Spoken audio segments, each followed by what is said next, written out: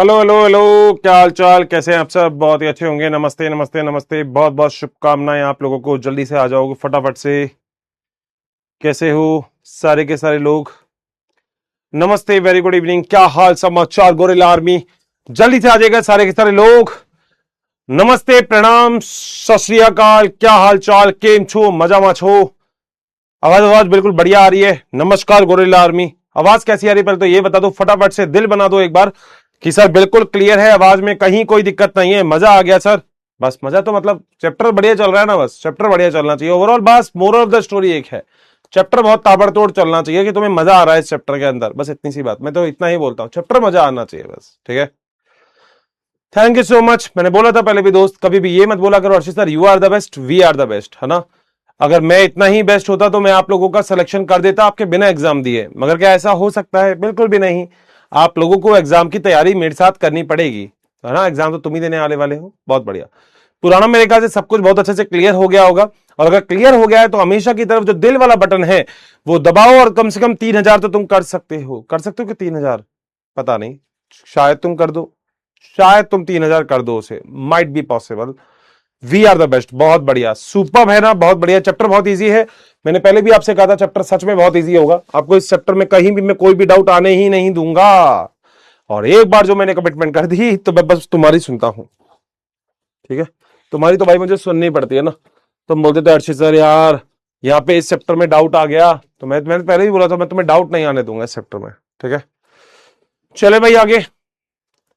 Okay Manish ji, Urmila, अंकुर, यहाँ पे उत्तम जी भी हैं, मेघा, मोदी जी, रिंकी, अर्चया, लोकेंद्र, आरिफ, सौम्या, ललित, अंकिता, लगभग सभी लोग यहाँ पे आ चुके हैं। फटाफट से आप लोग आ जाइएगा क्योंकि आज अपन चालू करने वाले हैं और आगे चलते हैं चैप्टर के अंदर।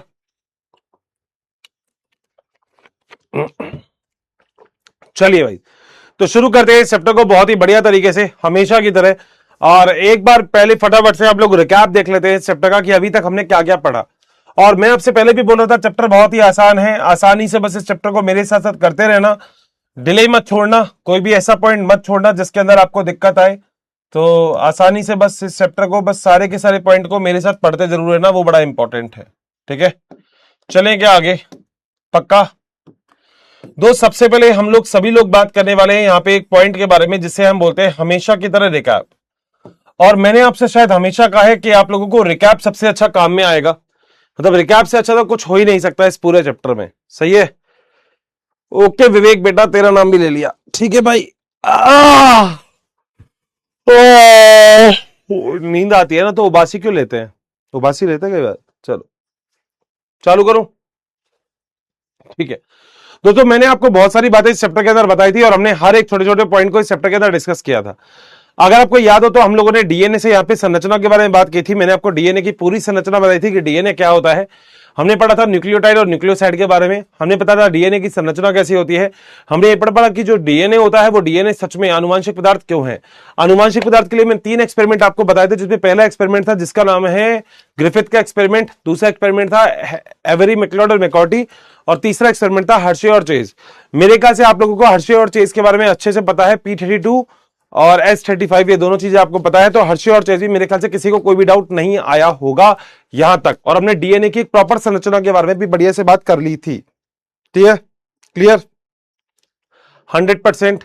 भाई सबका नाम कैसे लूंगा, फिर पढ़ाऊंगा कब अगर मैं तुम सबका नाम ही लेता रहूंगा? तो ये बताओ, सबका नाम ही लेता रहूं भाई साहब, सबका नाम लेता रहूं? यूं कहते हो हर्षित सर सबका नाम लो, सबका नाम तो बेटा लेऊंगा, मान लो सबका नाम, तुम बताओ पॉसिबल है क्या? नहीं ना, फिर पढ़ाऊंगा कब मैं? है नाम ही लेता रहूंगा फिर सबका, ये तो गलत बात है। फिर कहोगे हर्षित सर यार, तो बस वो भी तो बात है ना। ठीक है, चले आगे। ठीक है, आप लोगों को थोड़ी देर के लिए साइलेंट कर रहा हूं, और साइलेंट भी मैं आप लोगों को इसलिए करता हूं क्योंकि नहीं तो आप लोग वायलेंट हो जाते हो। तो आओ जरा, साइलेंट हो गए हो तो आगे चलते हैं। ठीक है, पक्का क्लियर है? आ जाओ बेटा। हम लोगों ने एग्जैक्टली अगर बात की थी तो हम लोगों ने अभी तक बात कर ली थी डीएनए के बारे में, और हम लोग ये वाली बात बहुत अच्छे से समझ चुके हैं कि डीएनए ही हमारा आनुवांशिक पदार्थ होता है। अब अगर हम कभी भी ये वाली बात कहें तो हम हमेशा एक छोटा सा टॉपिक यहां पे अपने सामने रख सकते हैं, और वो ये है कि आखिर आनुवांशिक पदार्थ के गुण क्या होते हैं। अगर हम एक टॉपिक रखें तो ये रख सकते हैं कि जो आनुवांशिक पदार्थ है के गुण क्या होते हैं? भाई हम किसी भी चीज को आनुवांशिक पदार्थ बोल सकते हैं? नहीं सर। तो किसी स्पेसिफिक चीज को आप आनुवांशिक पदार्थ बोलते हो? हाँ सर। तो आखिर उसके गुण क्या होते हैं? देखो ये वाली बात आप सभी लोगों को क्लियर है कि दो प्रकार के आनुवांशिक पदार्थ हम लोगों को देखने को मिलते हैं, जिसमें एक आनुवांशिक पदार्थ होता है जिसे हम बोलते हैं डीएनए, और एक आनुवांशिक पदार्थ होता है जिसे हम बोलते हैं आरएनए। आप लोगों को मेरे ख्याल से दोनों की फुल फॉर्म पता है। डीएनए का पूरा नाम होता है डीऑक्सी राइबोज न्यूक्लिक एसिड, और आरएनए का पूरा नाम होता है राइबोज न्यूक्लिक एसिड। सर बिल्कुल सही बात है। अब अगली चीज देखते हैं। अगर आप डीएनए और आरएनए के बारे में बात करोगे, ठीक है, तो आनुवांशिक पदार्थ कौन सा होगा? पहली बात, आनुवांशिक पदार्थ वो होगा जो संरचनात्मक रूप से और क्रियात्मक रूप से स्थायी होगा। ठीक है,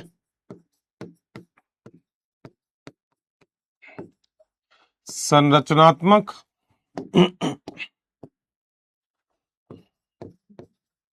रूप से स्थायी होगा, और दूसरा क्या है, क्रियात्मक रूप से स्थायी होगा।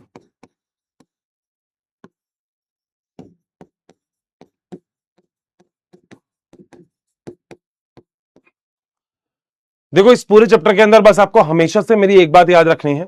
मैं आपसे पहले भी बोल चुका हूं, आपको ये चैप्टर कहीं और से पढ़ने की जरूरत कभी जिंदगी में नहीं पड़ेगी।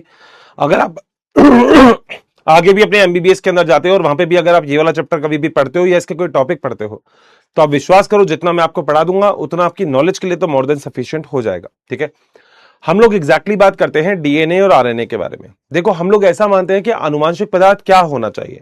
भाई आनुवांशिक पदार्थ आप हर किसी को तो नहीं बोल सकते। आप लोग कभी नहीं बोलते कि आपका रिमोट आनुवांशिक पदार्थ है। तो अगर आनुवांशिक पदार्थ कभी भी कोई होगा तो उसके अंदर क्या क्या गुण होंगे? बेटा पहला गुण तो यह होगा कि वो संरचनात्मक रूप से स्थायी होगा, यानी कि उसकी संरचना बार बार बदलती नहीं रहेगी। वो जिस संरचना में है लगभग उसी संरचना में रहना चाहिए। हर किसी से क्रिया नहीं करे, क्योंकि अगर वो किसी ना किसी से क्रिया करता रहेगा तो उसकी संरचना फिर चेंज होती रहेगी। सर बिल्कुल सही बात है। तीसरी चीज, अगर मान लो उसके अंदर और भी कोई गुण पाया जाए तो एक गुण और पाया जाता है कि वह स्वयं की प्रतिकृति, प्रतिकृति को बोलते हैं कॉपी, और कॉपी को बायोलॉजी में बोलते हैं रेप्लिकेशन, करने में सक्षम।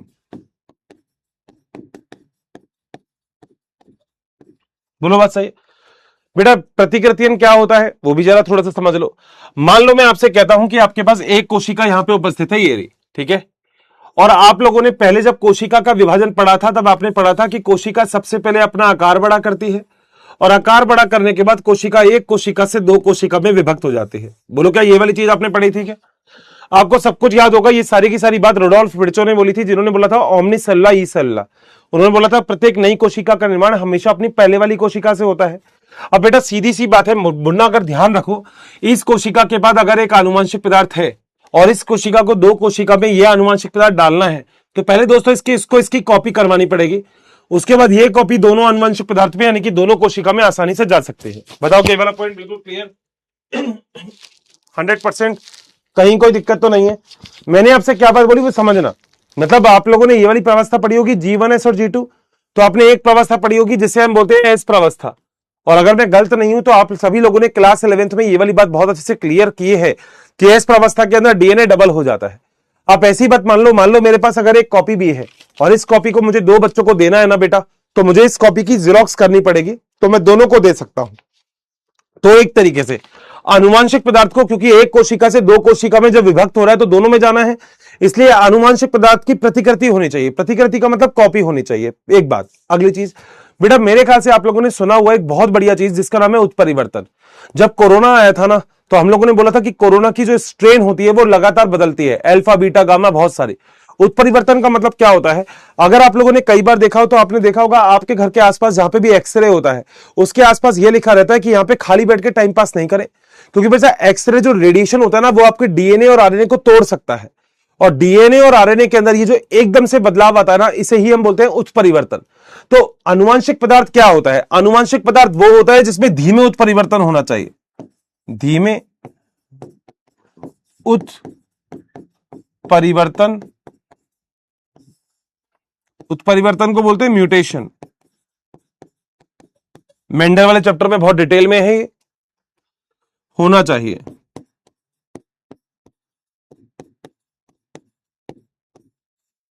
ठीक है, ये सारी चीजें हो गई। और बेटा साथ साथ जब हम मेंडल वाला चैप्टर पढ़ते हैं तो मेंडल के नियम का पालन अगर वो करे, क्योंकि मेंडल ने बोला था कि एक पीढ़ी से दूसरी पीढ़ी में जो गुण जाते हैं वो भी कोई ना कोई लेके जाता है, तो यही होता है वो। तो पांचवी और आखिरी चीज हम यहां पे लिख सकते हैं कि मेंडल के लक्षणों के रूप में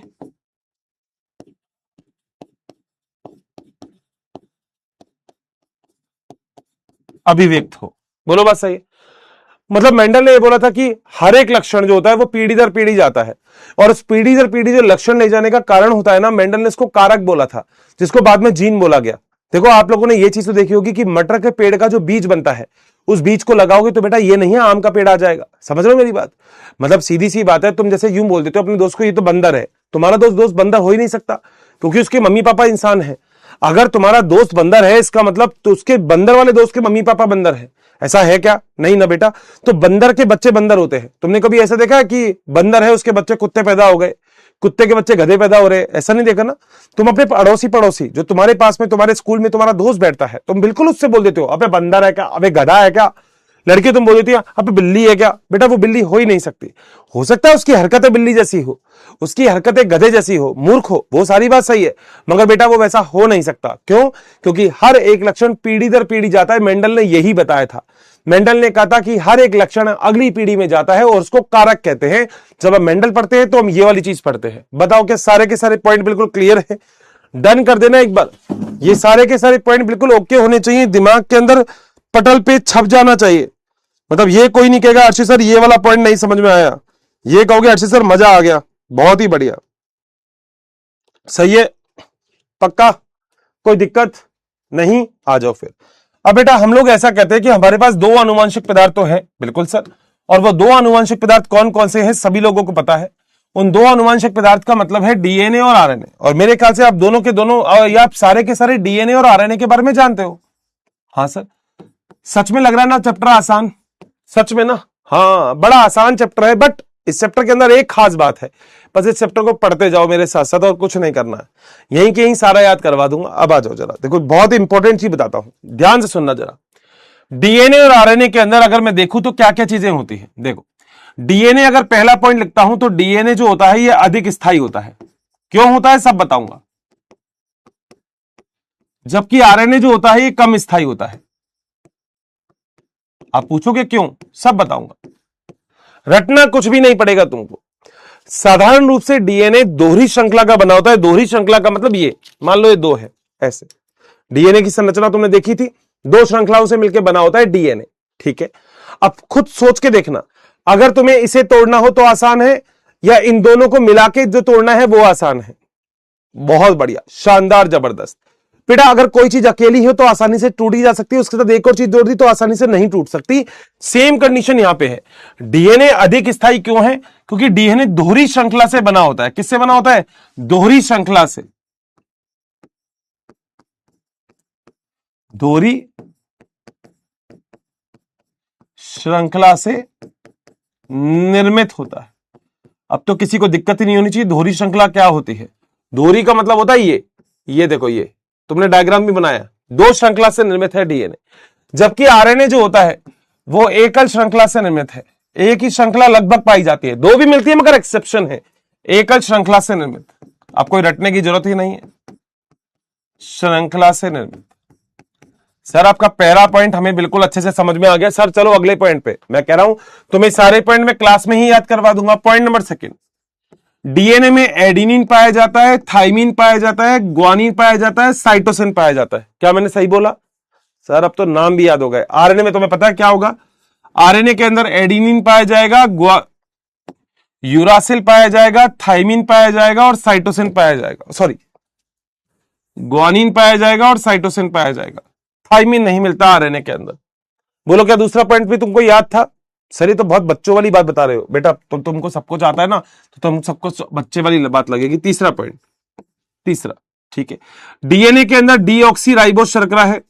तुमने डायग्राम भी बनाया था दूसरे नंबर के कार्बन पे, ऑक्सीजन, डीऑक्सी राइबोस शर्करा।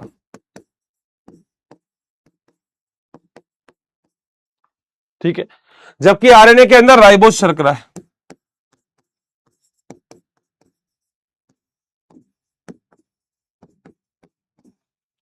ठीक है, अगली चीज तुम खुद जरा सोच के बताना, अगर कोई श्रृंखला ऐसी है जो एकल श्रृंखला से बनी है, कोई दो श्रृंखला से बनी है, किसके अंदर बदलाव करना यानी कि किसके अंदर उत्परिवर्तन करना आसान है।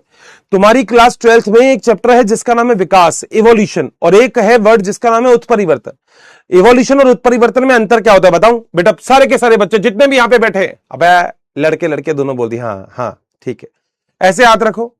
अबे करो ना, हाँ बहुत बढ़िया, जो मेरी बात मानेगा उसका सिलेक्शन होगा। सर दे रहे जबकि करो ना, एक ऐसे हाथ रखो, ठीक है, एक ऐसे करो। क्या हो रहा है? एकदम से चेंज। अगर कोई भी चीज एकदम से बदल जाए, अनुवांशिक पदार्थ एकदम से बदल जाए, तो इसे हम बोलते हैं उत्परिवर्तन। ठीक है, और कोई चीज धीरे धीरे धीरे धीरे धीरे धीरे बदले तो इसे हम बोलते हैं विकास। जैसे तुम लोगों ने सुना है इवोल्यूशन के बारे में, करके देख रहे हो ना, धीरे धीरे धीरे देखो बदला है, ये भी विकास है, ये उत्परिवर्तन है। एकदम से बदलना उत्परिवर्तन होता है। तभी तुमने देखा तुम्हारे पास पहले पूंछ हुआ करती थी, पूंछ से बहुत फायदे थे। खुद सोचो, आज अगर अपने पूंछ हुआ करती तो अपन ऐसे तो व्हाट्सएप करते, और मम्मी जैसे लड़कों से बोल देती है, आजकल तो लड़के लड़कियों में कोई ज्यादा फर्क नहीं रहता। मम्मी लड़कों से बोल देती है कि बेटा एक काम कर, क्या करना है बेटा, पूरे घर में झाड़ू लगा, तो बेटा पूंछ के ऊपर झाड़ू बांध देते और यूं यूं करके पूंछ से झाड़ू लगाते रहते, कितना बढ़िया काम हो जाता। सोचो सोचो, आज ऐसे पबजी वबजी खेलते हो तुम, ऐसे कुछ भी करते हो, और भाई साहब यहाँ पे मच्छर बैठा है, हाथ से हटाना पड़ता है, मक्खी मच्छर। पूंछ होती तो बेटा पूंछ से हट जाता। तो क्या तुम्हारी शरीर में पूंछ एकदम से गायब हुई? नहीं, बहुत लंबा समय लगा बेटा पूंछ में गायब होने में। उसे हम बोलते हैं विकास, एवोल्यूशन, जूलॉजी में पढ़ोगे तुम। और उत्परिवर्तन होता है एकदम से। तुम्हारे पहले पूरे चेहरे पे बाल हुआ करते थे, सोचो कहां लगाएंगे फेयर एंड हैंडसम मर्दों वाली स्ट्रॉन्ग क्रीम, कहां लगेगी? मगर बेटा यहां पर यहां पर यहां पर सब जगह पे बाल ही बाल हुआ करते थे। फिर हर्षित सर, फिर हमने क्या किया? कुछ नहीं किया, धीरे धीरे बाल गायब हो गए, देखो एक्स्ट्रा। अब दाढ़ी यहां आ रही है तो ठीक है, सोचो दाढ़ी यहां है, रेजर लेके यूं साफ कर रहे हो, कह रहे सर क्या करें? अरे सर दाढ़ी सा यहां भी आ रही है, नहीं ना यहां आ रही है। ये विकास है, बहुत लंबे समय तक चलता है ये, जिसे हम बोलते हैं विकास। विकास को क्या बोलते हैं? एवोल्यूशन, बहुत लंबे समय तक। बोलो क्या पॉइंट क्लियर है? तो आपको क्या लगता है किसके अंदर चेंजेस जल्दी आएंगे? जिसमें एकल श्रृंखला होगी आसानी से बदल सकते हो, जिसमें दो श्रृंखला होगी ओहो दोनों को अलग करना पड़ेगा, फिर चेंज करना पड़ेगा। समझ रहे हो? मतलब तुम खुद सोचो दोस्त, मैं एक बार बोलता हूं, तुमको अपने पड़ोसी को भड़काना है, वो अकेला रहता है तो बेटा केवल उसको भड़काओ। वो हस्बैंड वाइफ रहते तो बेटा दोनों को भड़काना पड़ेगा। तो इसको भड़काना थोड़ा सा मुश्किल है क्योंकि हस्बैंड वाइफ है, इसको भड़काना आसान है क्योंकि अकेला है। इसका सीधा सा मतलब क्या हो गया?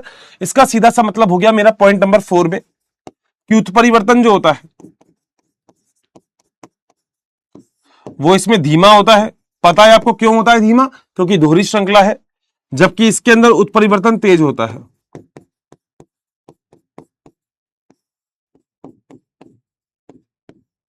बोलो बात सही है?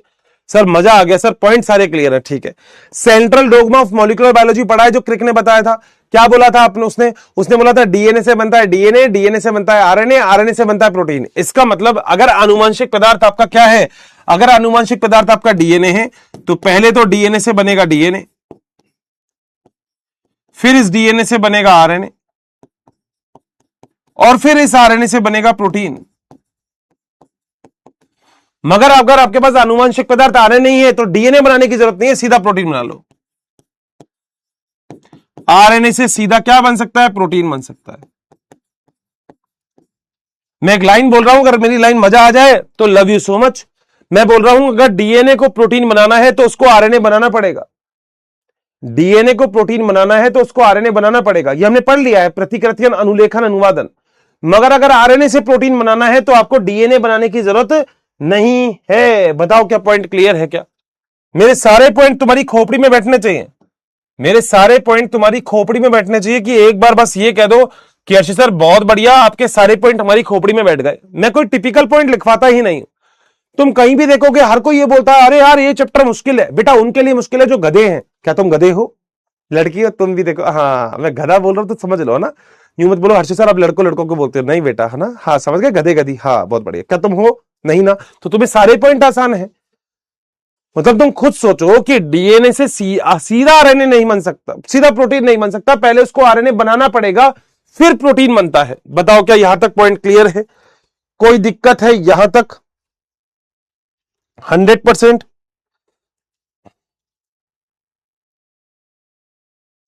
चले, अब बेटा नॉर्मली देखा जाए तो आप लोगों के अंदर, पादप के अंदर, जंतु के अंदर आपको डीएनए ही आनुवंशिक पदार्थ मिलता है। तो छठा पॉइंट है कि ये पादप में वह जंतु में आनुवंशिक पदार्थ है। कुछ वायरस में भी मिल सकता है, कुछ विषाणु यानी कि वायरस में भी मिल सकता है, मगर अगर यहां की बात करें तो ये केवल विषाणु में मिलता है। ये पादप और जंतु में एज ए आनुवंशिक पदार्थ नहीं मिलता।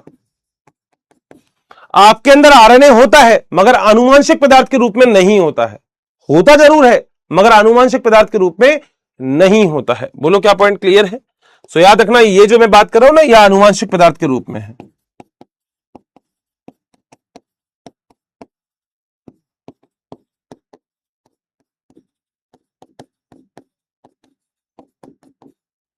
बोलो मेरे पैरों, क्या पॉइंट बिल्कुल क्लियर है? कहीं कोई दिक्कत? मजा आ गया मेरे सारे के सारे पॉइंट में? ठीक है बेटा, डीएनए के अंदर सूचनाओं को संग्रहित किया जाता है, स्टोर करने के लिए डीएनए सबसे अच्छा है। मगर आरएनए स्थानांतरण के लिए, क्योंकि आरएनए में जितनी भी सूचनाएं होती है उनसे आप प्रोटीन बना सकते हो। अगला पॉइंट, डीएनए सूचना को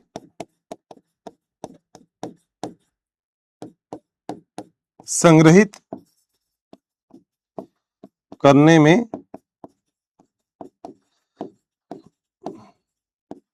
आवश्यक है, जबकि आरएनए सूचना का स्थानांतरण करता है।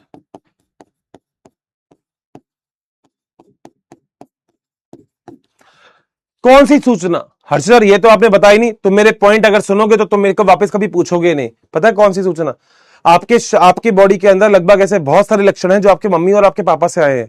क्या कभी आपने अपने मम्मी पापा को देखा कि उनके बहुत सारे लक्षण आपके अंदर है? किससे आए? डीएनए के थ्रू। बहुत बढ़िया। मगर आपके पूरे शरीर को प्रोटीन की जरूरत होती है, तो आपका शरीर प्रोटीन बनाता है। तो प्रोटीन बनाने के लिए जो आरएनए के अंदर जो सूचना है उससे ही आप सीधा प्रोटीन बना सकते हो। तो मैंने क्या लिखा है? आरएनए सूचना का स्थानांतरण करता है, किसमें? प्रोटीन में। मगर डीएनए सूचना को संग्रहित करता है। संग्रहित क्यों करता है? क्योंकि तुम्हारे अंदर जो लक्षण हैं वो तुम्हारे मम्मी और तुम्हारे पापा के डीएनए से आए हैं। तो तुम्हारे मम्मी के डीएनए ने कुछ संग्रहित किया, तुम्हारे पापा के डीएनए ने कुछ संग्रहित किया, दोनों ने जोड़ के तुम्हारे अंदर भेज दिया। अब तुम्हारे अंदर उन दोनों के डीएनए का संग्रहण है। तो जो संग्रहण वाली बात है ये बड़ी इंपॉर्टेंट हो जाती है। लास्ट वाले पॉइंट को स्टार लगा देना। और कोई पॉइंट?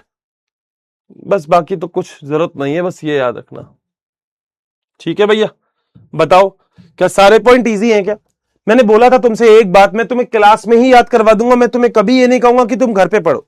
तुम जूलॉजी पढ़नी है, जो भी कुछ पढ़ना है तुम पढ़ते रहो भाई, मुझे कोई दिक्कत नहीं है। क्लास में बस वो पढ़ो जो मैं तुम्हें पढ़ा रहा हूं, बस और कुछ मत पढ़ना। क्लास में वो पढ़ना है जो मैं तुम्हें पढ़ा रहा हूं, ठीक है? मैं पढ़ा रहा हूं, बस वो पढ़ लेना बस क्लास में।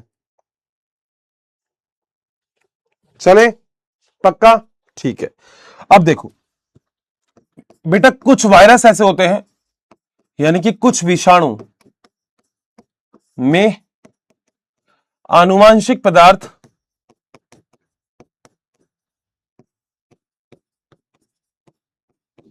डीएनए होता है।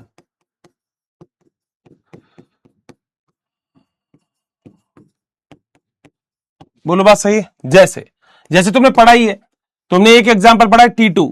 हाँ सर। एक और होता है ऐसे ही जिसे हम बोलते हैं T4। सर बहुत बढ़िया। एक ऐसे ही याद करो जिसका तुमने पहले नाम पढ़ा है 5X174। हाँ सर पढ़ा है। एक आपने ऐसे ही एक और पढ़ा है लैम्बडा। इन सभी के अंदर, ये सभी वायरस है और इन सभी के अंदर आनुवंशिक पदार्थ क्या है? डीएनए है। ठीक है सर। मगर मैं आपसे दोस्त ऐसी भी बात लिख सकता हूं कि कुछ ऐसे वायरस होंगे, कुछ विषाणु में आनुवांशिक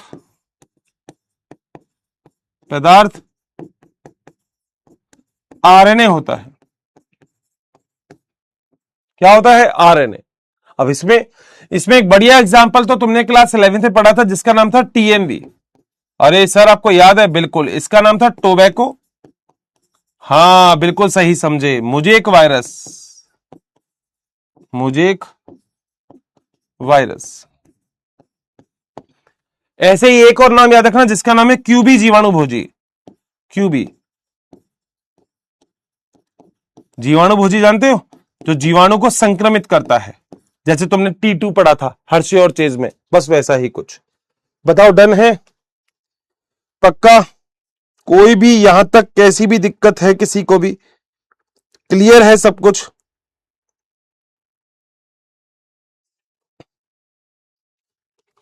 मतलब कहीं कोई दिक्कत नहीं आई होगी?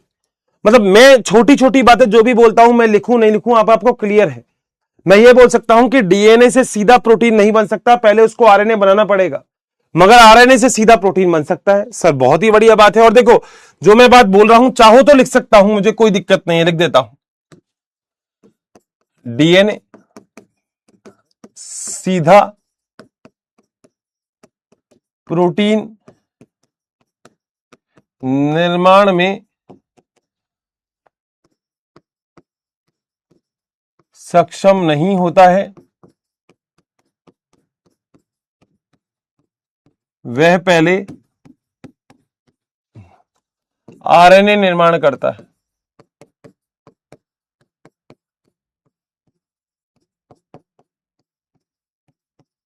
बोलो बात सही है?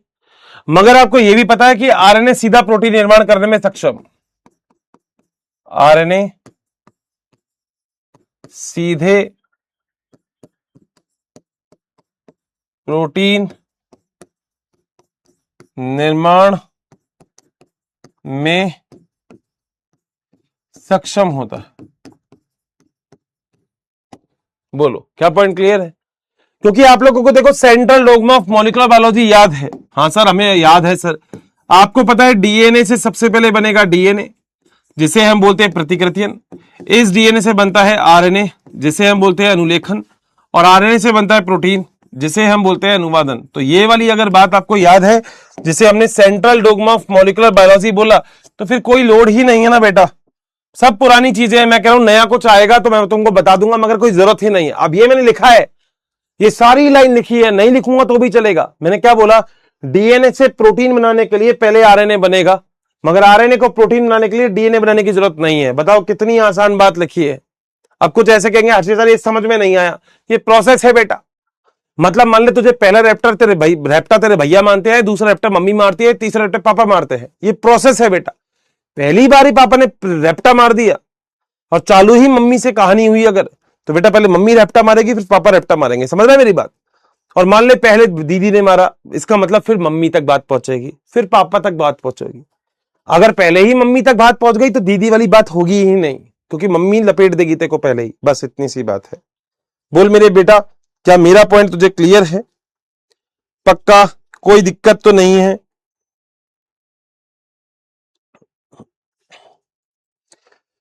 डन है? ठीक है सर, मजा आ गया सर। आ जाओ बेटा, मजे ही मजे इस चैप्टर में। ये चैप्टर मैं कह रहा हूं, और पता नहीं, देखो देखो मैं तो पता है मैं तुमको बार बार ये सब कुछ क्यों बोलता रहता हूं कि ये बड़ा इजी है, ये बड़ा इजी है। क्योंकि मैंने ना, मैं सच बता रहा हूं, मतलब मैंने बायोलॉजी को शायद लिया इसलिए था क्योंकि ये बड़ी आसान थी। मैं जूलॉजी भी पहले पढ़ाता था, मगर मैंने जूलॉजी फिर पढ़ाना थोड़ा सा कम कर दिया। मुझे लगा, मैंने कहा नहीं यार, बॉटनी एक ऐसा सब्जेक्ट है जिसमें बच्चा बोलता है हर्षित सर ये तो बहुत रटना पड़ता है। तो जब मैं जूलॉजी और बॉटनी दोनों पढ़ाता था तो मुझे ऐसा सुनने में आया कि इस बॉटनी को थोड़ा रटना पड़ता है। मैं ऐसा नहीं कह रहा जूलॉजी टफ नहीं है, जूलॉजी भी अपने आप में टफ, मतलब अपने आप में अच्छा सब्जेक्ट है। मगर मुझे लगा कि यार बॉटनी, क्योंकि तुम खुद सोचो, जूलॉजी में तो क्योंकि आप सब कुछ अपने बारे में पढ़ रहे हो, सब कुछ जो भी प्रोसेस पढ़ते हो तो इंटरेस्ट तो आता ही है। मगर बॉटनी में खुद सोचो कितना मजा आता है। जूलॉजी में तब तुमने लैंगिक जनन नाम का चैप्टर पढ़ा था, मनुष्य वाला, उसको भी अच्छा लगा होगा पढ़ने में।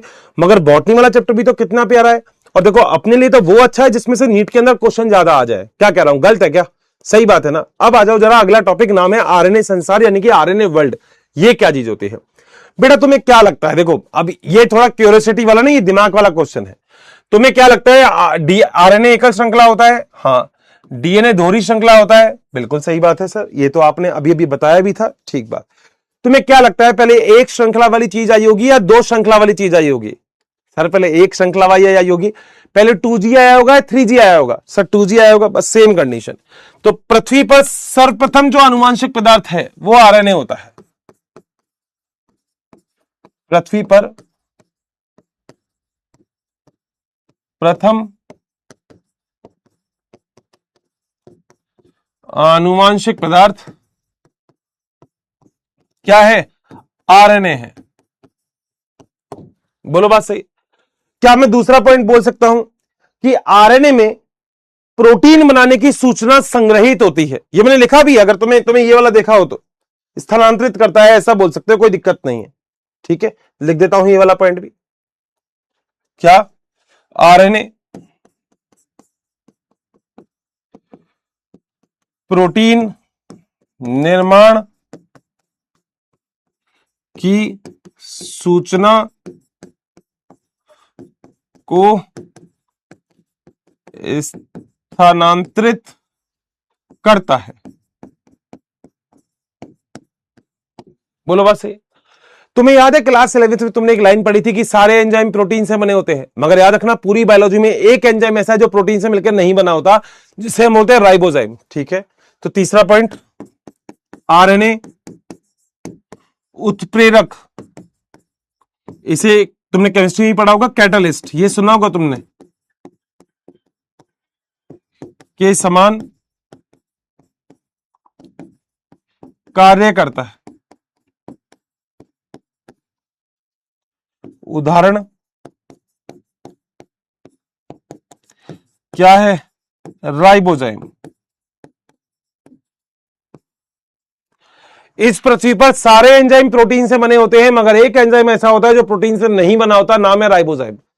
देखो क्लास 12th 11th में ना बहुत सारी चीजें ऐसी हम पढ़ते हैं, जब हम स्कूलिंग में होते हैं, कि बड़े इंटरेस्टिंग लगती है।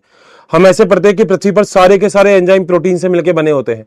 तुमने एक एंजाइम का नाम सुना होगा, रुबिस्को, एक ऐसा एंजाइम जो इस पृथ्वी पर सबसे ज्यादा है। नाम याद आया? तुमने पढ़ा था रुबिस्को। रुबिस्को का मतलब होता है राइबोलोज 1,5 बिसफॉस्फेट कार्बोक्सिलेज ऑक्सीजनेज, यानी कि एक ऐसा एंजाइम जो इस प्रकृति पर सबसे ज्यादा है, पत्तियों में पाया जाता है रुबिस्को एंजाइम। तुमने हरित लवक पढ़ा था, क्लोरोप्लास्ट, उसके अंदर ग्रेना और स्ट्रोमा पढ़ा था, स्ट्रोमा में मिलता है रुबिस्को एंजाइम, तुमको याद आ गया होगा। तो रुबिस्को एंजाइम इस पृथ्वी पर सबसे ज्यादा अमाउंट में पाया जाने वाला प्रोटीन और एंजाइम है, मगर एक ऐसा एंजाइम जो प्रोटीन से नहीं बना होता, उसका नाम क्या है? राइबोजाइम। बोलो बात सही है। चौथा जो मैं पॉइंट लिखवाऊंगा, ये इस चैप्टर में आगे समझ में आएगा, अभी नहीं। स्प्लाइसिंग का मतलब ऐसा, मतलब जो मैं वर्ड लिख रहा हूं उसका मतलब ये होता है कि तोड़ना जोड़ना, इतना मान लो, ठीक है, मगर वो समझ में आगे आएगा। आरएनए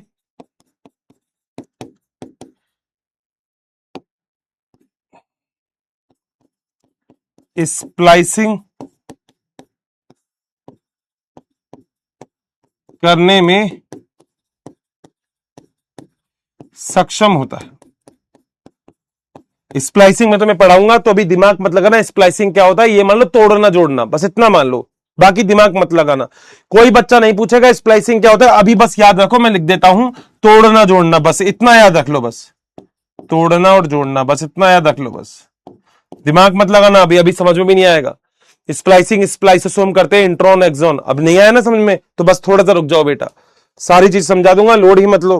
खुद यूं कहोगे अर्शी सर मजा आ गया, हमें तो लग रहा था टॉपिक बहुत मुश्किल है, ये तो बड़े आसान टॉपिक आपने सारे के सारे करवा दिए। चले, पक्का? यहां तक कोई डाउट है? नहीं? आओ बेटा एनसीईआरटी देखते हैं, समझते हैं कि कुछ ऐसा पॉइंट जो हमसे रह गया हो या इंटरेस्टिंग हो। वैसे तो ऐसा कोई पॉइंट रहेगा नहीं जो काम का हो, तो चलते हैं जरा आगे।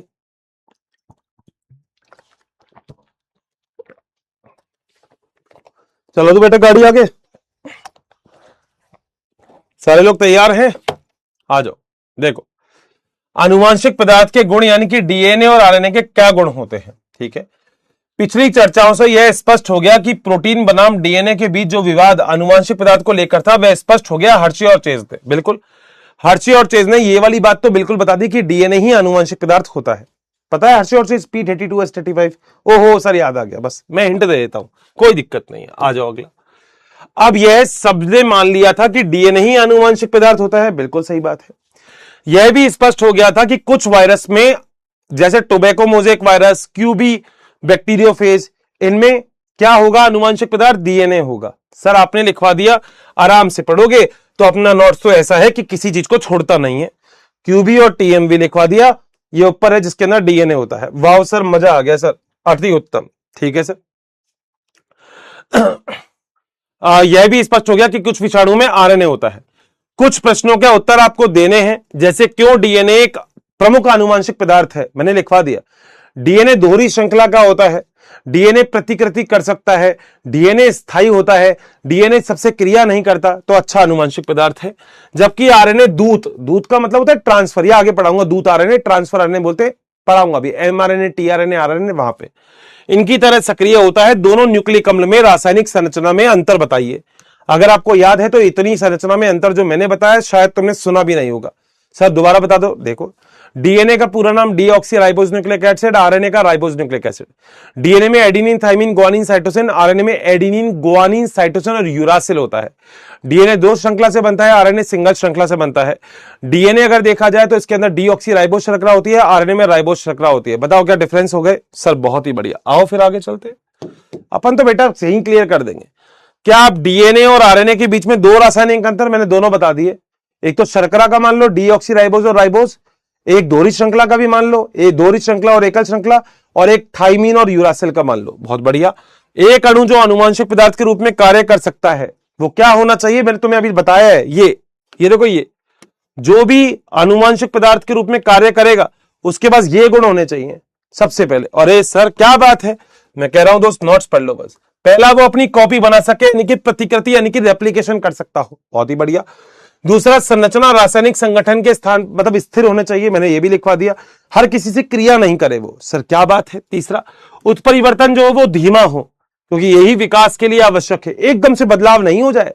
ऐसा नहीं है रात को सोए सुबह उठे तो शाहरुख खान बन गए, अगले दिन काजोल बन गए, ये तो बड़े दिक्कत हो जाएगी। सोच, सुबह शाहरुख खान थे, अगले दिन सोए सो के उठे काजोल बन गए। अरे सर ये तो बहुत दिक्कत है। बस मेंडल के लक्षण को भी बताए, मतलब मेंडल ने जो बताए थे, मेंडल ने कहा था पीढ़ी दर पीढ़ी जो गुण जाते हैं, तो मैं जो बता रहा हूं उस रूल के अकॉर्डिंग जाते हैं। बहुत बढ़िया, आ जाओ।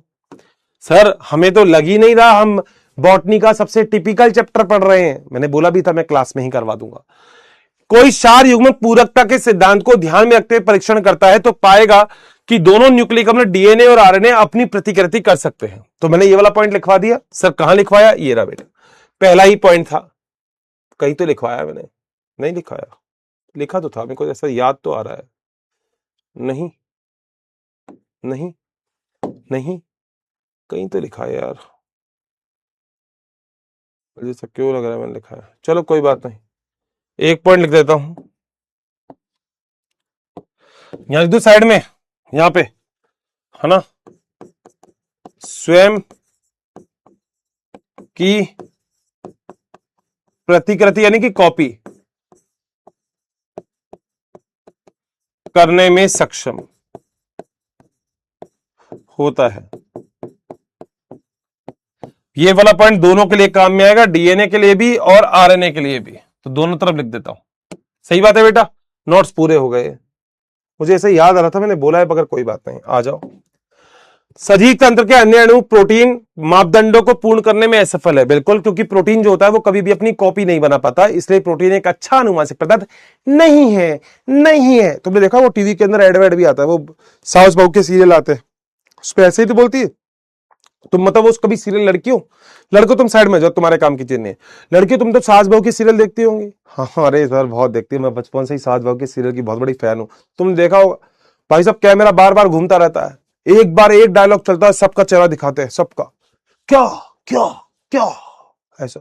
एक बीच में पता नहीं कौन सा सीरियल देखा मैंने, उसमें वो एक वाइफ होती है, अपने हस्बैंड, जो उसका हस्बैंड होता है पतंग उड़ा रहा होता है, एकदम से तुमने भी देखा हो तो बताना भाई साहब, हस्बैंड गिर जाता है पतंग लटक के पतंग के ऊपर, वो कहते हैं अरे मेरे पतिदेव तुम कहां जा रहे हो, वो भी कूद जाती है, वो पति के वहीं पे लटकी रहती है, पति जाने उसकी पतंग पे लटकती है। वो क्या है, क्या सोच के बनाते, सोचो ये लोग, ये सोचे सामने वाले तो पागल है, मगर ये थोड़ी ना यार, तुम समझ के देखो। ठीक है लड़कियां झेल सकती हैं, कोई दिक्कत वाली बात नहीं है, मैं मानता हूं तुमको ऐसे सीरियल देखने में मजा आता है, तुमको बहुत ज्यादा, तुमको अच्छा लगता है ऐसे सीरियल। क्या क्या क्या, मम्मी भी कई बार ऐसे कहती है मम्मी तुम्हारी, अबे देख खाना खाना है तो अभी खा ले, हाँ मेरे सीरियल का टाइम हो रहा है, ज्यादा बकवास करने की जरूरत नहीं है। बिल्कुल सही बात है भाई, मगर लड़के नहीं देखते, लड़के और फालतू के सीरियल देखेंगे सारे, लड़के पबजी वाले होते हैं सारे, मगर पता नहीं क्यों, मुझे ये नहीं समझ आता क्यों, आखिर क्यों, मतलब तुम क्यों ही करते हो ऐसा, जरूरत ही नहीं होनी चाहिए ऐसा तो करने की तुमको। फिर भी चलो, आनुवांशिक पदार्थ स्थायी होना चाहिए, जो जीवन चक्र की किसी भी अवस्था में परिवर्तन में इसमें परिवर्तन नहीं हो। तो मैंने लिख दिया इसमें उत्परिवर्तन नहीं होना चाहिए, तो वो वाला आनुवांशिक पदार्थ अच्छा है जिसमें उत्परिवर्तन हो या कम हो, सर कम होने चाहिए। बहुत ही बढ़िया, आगे चलते हैं। आनुवांशिक पदार्थ स्थायी होना चाहिए। ग्रिफिथ के रूपांतरित कारक से स्पष्ट है कि ताप में जीवाणु की मृत्यु हो जाती है, लेकिन आनुवांशिक पदार्थ जो होता है वो नष्ट नहीं होता। तुमको याद है ग्रिफिथ ने क्या बोला था? जब मैंने एस प्रभेद को गर्म करके आर प्रभेद में डाल दिया, तो आर प्रभेद को चूहे में डाल दिया तो चूहा मर गया। इसका सीधा सा मतलब है आर को एस में स्थानांतरित करने का काम किसी ने तो किया, और वो आनुवांशिक पदार्थ ही था जिसे हम डीएनए बोलते हैं। ग्रिफिथ ने यही बताया था। डीएनए के परिप्रेक्ष्य में इस बात को और अच्छे ढंग से समझ सकते हैं कि डीएनए दोहरज्जुक का होता है, बिल्कुल, और दोनों एक दूसरे के पूरक होते हैं। ये क्या बात लिख दी अर्षि सर, ये नहीं समझ में आई। मैं तुमको कई बार बोल चुका हूं, डीएनए दो श्रृंखला का बना होता है। अगर एक 5' से 3' है तो दूसरी अपोजिट होगी। बात तुम्हें तो सभी याद है। आज सर हम बचपन से इंटेलिजेंट है, तभी तो आज तक हमारी एक भी बाबू सोना नहीं है। बहुत बढ़िया, यहां देख लो, एडिनिन के सामने हमेशा थाइमिन बैठेगा, थाइमिन के सामने एडिनिन और गाइनिन के सामने साइटोसिन बैठेगा। बात खत्म।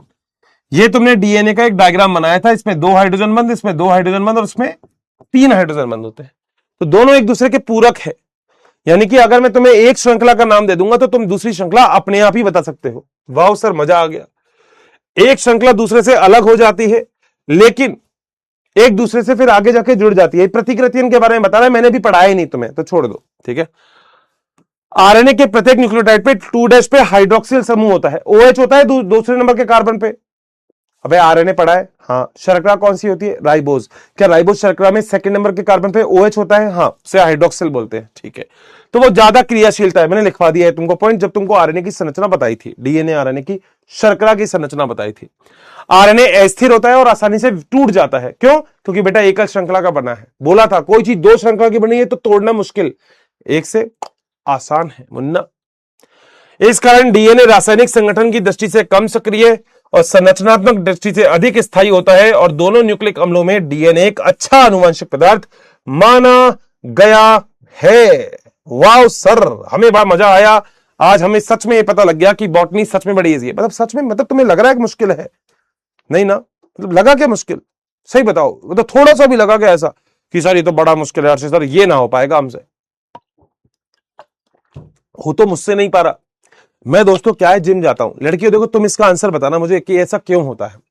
मैं जिम जाता हूं, जिम वाले ने मुझे जो फीस बोली ना, मैंने उसको वो वाली फीस दे दी। मैंने कहा ठीक है भाई, तुम्हारी ये फीस है, तुम फीस रखो आराम से, मुझे कोई दिक्कत नहीं है। मगर दोस्त हुआ क्या, मैं जब जिम जा रहा हूं तो मैंने फीस जमा कर दी। अब फीस जमा करने के बाद जितने भी ट्रेनर है ना वहां पे, वो सारे के सारे कह रहे हैं हमसे ही पर्सनल ट्रेनिंग ले लो। अब मैंने ये पूछा भाई क्यों ले लूं, मैंने तो फीस दे दी जिम की। अब बेटा पता है क्या करते हैं सारे के सारे जो ट्रेनर हैं, मैंने एक दिन देखा मेरे से बेटा वो चेस्ट वाली ऐसे एक्सरसाइज करते हैं। अब वो दोनों तरफ वेट ज्यादा लग रहे थे, मैंने उठा तो लिया ऐसे, यूं कर लिया, फिर बेटा 4-5 करने में तो उठा नहीं, और मैं चिल्ला रहा हूं। अरे मैंने कहा कोई है क्या? वहां पे और कोई बंदा नहीं था, जिम का ट्रेनर था। वो ट्रेनर मैडम से बात कर रहा है कोने में, और मैडम कैसी हो आप? अच्छा बहुत बढ़िया। मेरे प्राण सूख रहे हैं। मैं कह रहा हूं अबे कहां है, अबे आजा, अबे कहां गया? मैं यूं देख रहा हूं बेटा, मेरे तो गर्दन नहीं मुड़ रही थी। अबे मैंने कहा कहां गया? वो वहां कोने में। अच्छा मैडम, आए हाय मैडम, बहुत बढ़िया। अच्छा आपको ये वाली चॉकलेट भी पसंद है? अरे अरे यहाँ चॉकलेट निकल रही है मेरी, तू आजा। आया ही नहीं बात। फिर बाद में मैंने चिल्लाया, मतलब तुम्हारे बहुत तेज चिल्लाया, तो फिर आया, अरे अरे अर्षित भैया, अर्षित सर क्या हो गया? अबे मैंने कहा क्या हो गया?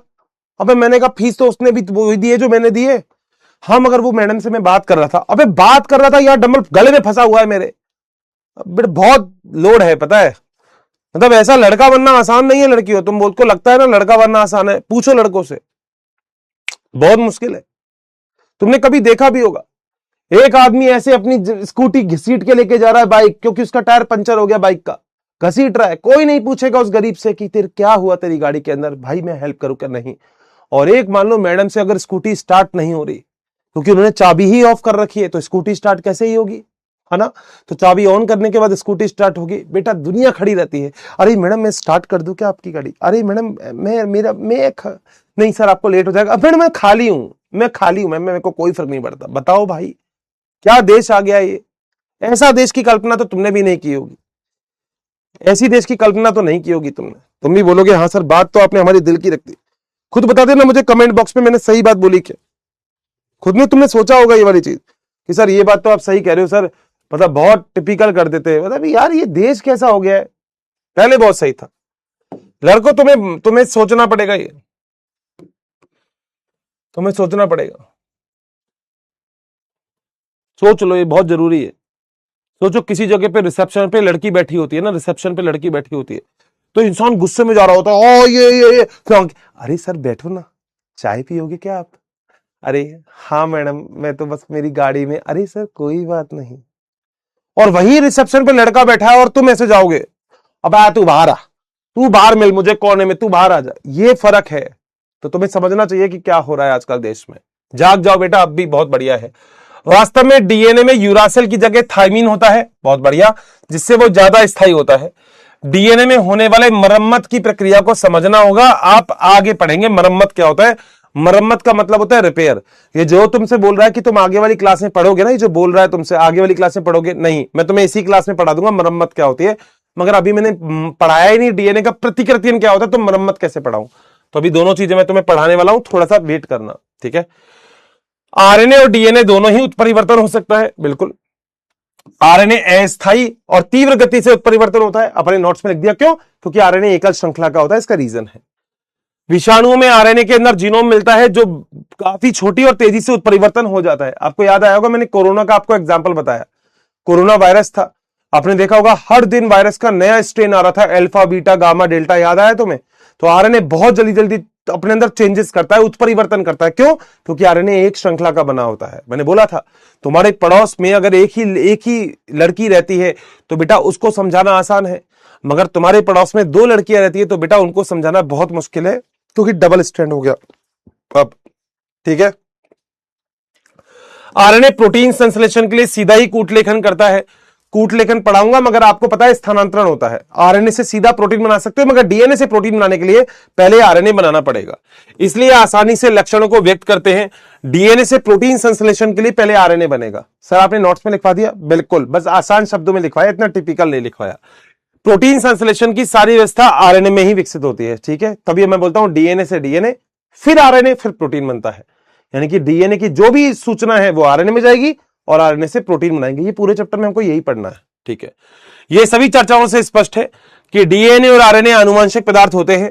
डीएनए अधिक स्थायी होता है क्योंकि दोहरी श्रृंखला का होता है, मगर आनुवंशिक पदार्थ को कभी स्थानांतरण केवल आरएनए, क्योंकि आरएनए से क्या बन जाता है? सीधा प्रोटीन बन जाता है। सर हमें मजा आ गया, बताओ मजा आएगा एनसीईआरटी पढ़ने में? आरएनए संसार क्या होता है? आरएनए संसार, आ जाओ। सारी चर्चाओं में आपका एक प्रश्न उठता है कि पहला आनुवंशिक पदार्थ कौन सा था। मैंने तुमको लिख ही दिया इसका आंसर कि पहला आनुवंशिक पदार्थ आरएनए था। दिमाग लगाना ही नहीं है। पहले 2G आया होगा, फिर 3G आया होगा। पहले एक श्रृंखला आई होगी, फिर दो श्रृंखला आई होगी। सीधी सी बात है भाई, सीधा दो नहीं आई होगी ना। प्रकृति के अंदर कभी श्रृंखला बनी होगी तो पहले एक फिर दो बनी होगी, ठीक है। इस अध्याय में आप रासायनिक विकास के बारे में वर्णन करोगे, लेकिन संक्षेप में कुछ बिंदुओं को हम उजागर करेंगे। हम बहुत कुछ पढ़ेंगे, तो पागल बना रहा है। ये कह रहा है कि इस चैप्टर में हम ये पढ़ेंगे। बेटा बहुत कुछ पढ़ना है इस चैप्टर में, मान लो ना चैप्टर ताबड़तोड़ है। इस सीमेंट में जान है, बांगुर सीमेंट है बेटा, सस्ता नहीं सबसे अच्छा, ठीक है, वैसा वाला है चैप्टर। मतलब इस चैप्टर में आपको हर एक छोटे पॉइंट के ऊपर कुछ ना कुछ चीजें जरूर मिलेगी। आपको कभी इस चैप्टर में ऐसा नहीं मिलेगा कि आपने एक क्लास छोड़ दी और अगली में आपको समझ में आ गया, नहीं। मैंने तभी आपसे बोला था इस चैप्टर में सबसे बड़ी खास बात यह है, रेगुलरिटी इज इंपॉर्टेंट। अगर आप रेगुलर हो तो इस पूरे के पूरे चैप्टर को आप आसानी से समझ सकते हो। आ जाओ आगे चलते हैं। आरएनए पहला आनुवंशिक पदार्थ था, मैंने लिख दिया अपने नोट्स में, ठीक है। यह प्रमाण है कि जीवन के बहुत सारे प्रक्रम जैसे उपापचय, अभिक्रिया, स्थानांतरण और संबंधन यानी कि रिलेशन के लिए, विकास के लिए आरएनए से हुआ। ये अभी मैं आगे पढ़ाऊंगा। देखो एनसीईआरटी कुछ भी चीज कभी भी लिख देते हैं, एनसीईआरटी को समझना चाहिए, मगर एक्चुअली क्या है, ठीक है अपन को तो एनसीईआरटी पढ़नी है, मगर आप याद रखना कि सबसे पहले डीएनए से डीएनए बनेगा, फिर आरएनए बनेगा, फिर प्रोटीन बनेगा, और इस प्रकृति पे पहला आनुवंशिक पदार्थ आरएनए ही था, ठीक है। आरएनए आनुवंशिक पदार्थ के साथ साथ उत्प्रेरक भी है। उत्प्रेरक का मतलब एंजाइम, और इसने इसका नाम नहीं लिखा, मैंने इसका नाम भी लिख दिया राइबोजाइम, लिखा है ना। इस प्रकृति पे सारे एंजाइम प्रोटीन से बने होते हैं, रुबिस्को याद आया? हाँ, मगर एक एंजाइम आरएनए से बना होता है, राइबोजाइम। बहुत सारी इंपॉर्टेंट अभिक्रिया, आरएनए उत्प्रेरक के भांति भी कार्य करता है। प्रोटीन एंजाइम का इसमें कोई योगदान नहीं है। आरएनए उत्प्रेरक के लिए बहुत क्रियाशील है, यानी कि लेकिन अस्थायी है।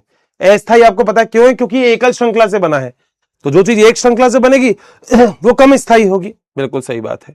इस कारण आरएनए से रासायनिक रूपांतरण से डीएनए का विकास हुआ। तो भाई सीधी सी बात है, 2G से 3G बना होगा, एक डंडे से 2 डंडे बने हैं। सही बात है। जिससे यह अधिक स्थायी होता है तो डीएनए ज्यादा स्थायी होता है। मैंने एक पॉइंट में लिख ही दिया है।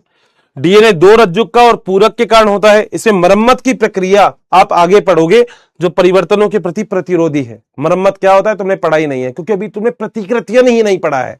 तो ये जो मरम्मत है छोड़ो, पर मरम्मत का मतलब ऐसा मान लो रिपेयर है डीएनए के पास। रिपेयर समझाऊं थोड़ा सा? सर यही समझा दो तो हमें और मजा आएगा।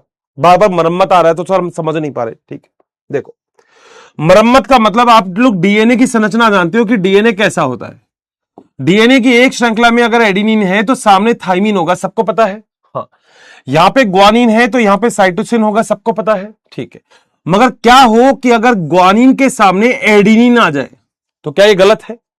सर बिल्कुल गलत है। क्यों? क्योंकि मैंने तुमको बचपन से सिखाया है, जब तुम छोटे थे बड़ी शरारत करते थे, है ना? वो पिक्चर का डायलॉग हो गया, बड़े छोटे थे बड़ी शरारत करते थे, है ना? और भी कोई डायलॉग है मगर वो बोलूंगा नहीं। एडेनिन के सामने हमेशा थाइमिन आएगा, ग्वानिन के सामने हमेशा साइटोसिन आएगा। मगर क्या हो जब ग्वानिन के सामने एडेनिन आ जाए तो ये गलत है। इसका मतलब इसकी मरम्मत करनी पड़ेगी, और मरम्मत से क्या होगा, इसको सबसे पहले हटाया जाएगा और हटाने के बाद यहां पे साइटोसिन लगाया जाएगा। ये होता है मरम्मत। मरम्मत का मतलब रिपेयर करना, सही करना, बस वही होता है जिसे हम मरम्मत बोलते हैं। बोलो क्या पॉइंट क्लियर है? सर मरम्मत का मतलब होता है सही चीज को लगा देना। अगर मान लो फॉर एन एग्जांपल साइटोसिन के सामने ग्वानिन आना चाहिए मगर एडेनिन आ गया, ये भी गलत है, तो फिर मरम्मत करो। तो मरम्मत का मतलब होता है चीजों को रिपेयर करना, यानी कि चीजों को सही करना। इसे ही हम बायोलॉजी में मरम्मत कहते हैं। बोलो डन है मेरा पॉइंट? सर बहुत ही बढ़िया, आ जाओ फिर। ये सारी एनसीईआरटी जब अपनी हो गई तो अपन थोड़ा सा और आगे चलेंगे, और आज का जो अपना एक टॉपिक अभी स्टार्ट है उसका नाम है डीएनए का प्रतिकृतियन।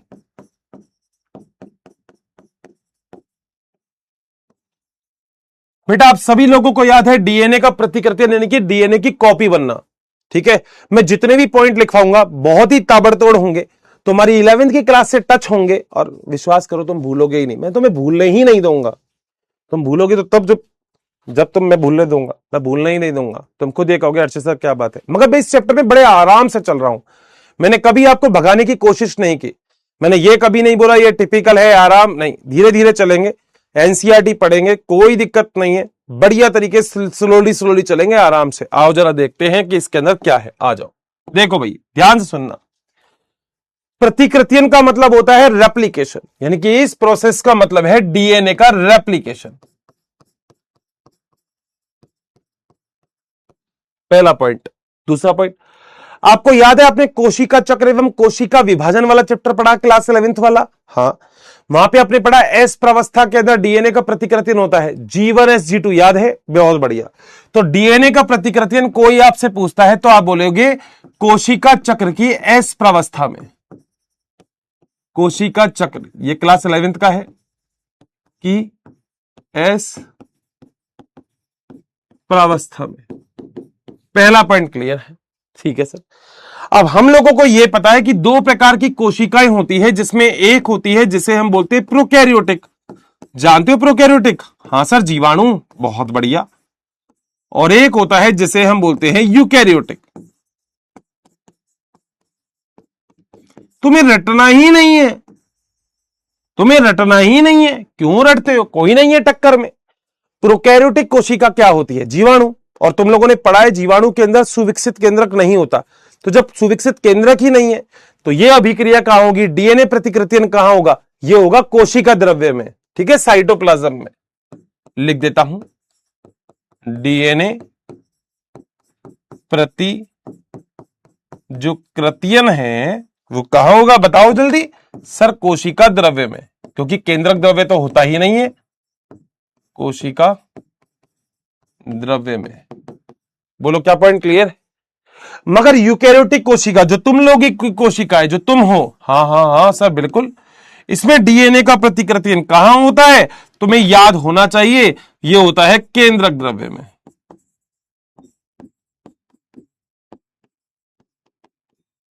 बोलो बात सही। कोशिका द्रव्य को इंग्लिश में बोलते हैं साइटोप्लाज्म, और केंद्रक द्रव्य को बोलते हैं न्यूक्लियोप्लाज्म।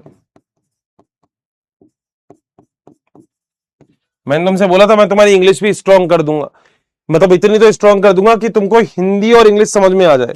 बोलो डन है, चलें आगे। ठीक है सर, बहुत ही बढ़िया, अभी तक तो सर मजा आ गया, आपने जो भी कुछ समझाया।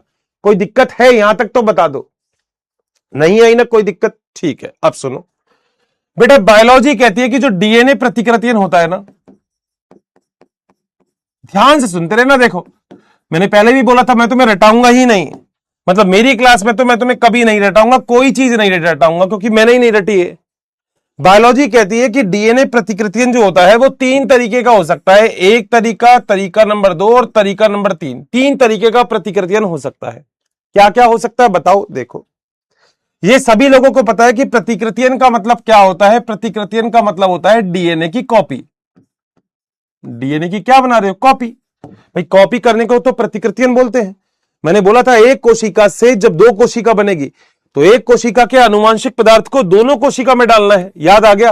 देखो पुरानी चीजें ना तुम भूला मत करो, मैं सब बता देता हूं तुम्हें, मगर कुछ बच्चे मेरी जो बात ध्यान से सुनते हैं, जो साथ साथ मतलब यहां पे पास बैठे बैठे सपना चौधरी के गाने नहीं सुन रहे हैं, जो यूं नहीं कर रहे वाह आज तो मेरे यार की शादी है, उसको सब समझ में आएगा बेटा। उसको समझ में आएगा हर्षित सर ने क्या बोला, उसको समझ में आएगा कि यहां पे एक केंद्रक है, कोशिका है, एक आनुवांशिक पदार्थ से 2 कोशिका में जाना है तो पहले आनुवांशिक पदार्थ को डबल करना पड़ेगा बेटा, सीधी सी बात यह है। तो आनुवांशिक पदार्थ को मुझे भी डबल करना है और इसी के लिए एनसीईआरटी बोलती है कि ठीक है भाई तो समझा दो जरा कैसे करते हैं। देखते हैं जरा इसको। देखो मान लो मैं आपको ये एक डीएनए बता रहा हूं, ये मान लो एक डीएनए है। बोलो क्या पॉइंट क्लियर है? ऐसे ही बनाया था, ठीक है। इस डीएनए के ऊपर मैं ओ लिख रहा हूं। सर ये ओ ओ ओ ओ क्या है? ये ओ ओ ओ ओ बेटा ओ का मतलब है ओल्ड डीएनए स्ट्रैंड।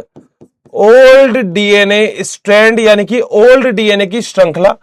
और जब मैं अभी कभी यहां पे अगर एन लिखूंगा तो आप याद रखना ये है न्यू डीएनए स्ट्रैंड, यानी कि नए डीएनए की श्रृंखला। इतनी तो इंग्लिश चल जाएगी ना बेटा, कोई दिक्कत तो नहीं है? बहुत बढ़िया। अब देखो 3 प्रकार के प्रतिकृतियन बताए गए बायोलॉजी में। अच्छा सर कौन कौन से? इसको यार ये यहां ना, इसको थोड़ा सा यहां लिया हूं तो मैं इस साइड, क्योंकि यहां मेरे को दिक्कत नहीं है ना, वहां मेरे को लिखना है, ठीक है। हाँ 3 प्रकार के मैं प्रोसेस बताऊं तो सर कौन कौन से बताता हूं। पहला होता है संरक्षी प्रतिकृतियन, दूसरा होता है अर्ध संरक्षी प्रतिकृतियन, और तीसरा होता है प्रक्षेपी प्रतिकृतियन। तुम्हें ये बीच वाला पढ़ना है, दोनों से तुम्हें कोई मतलब नहीं है। मगर मैं तो पहले भी बोला था मैं तुम्हें तो भैया दोनों ही पढ़ाऊंगा एक बार, तो मतलब बताऊंगा तीनों के बारे में, ठीक है। एक को बोलते हैं संरक्षी, इंग्लिश में बोलते हैं कंजर्वेटिव।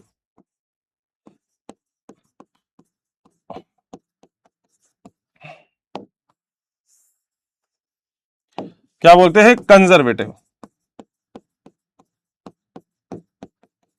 बोलो बात सही। एक होता है अर्ध संरक्षी, अर्ध मतलब आधा यानी कि सेमी कंजर्वेटिव।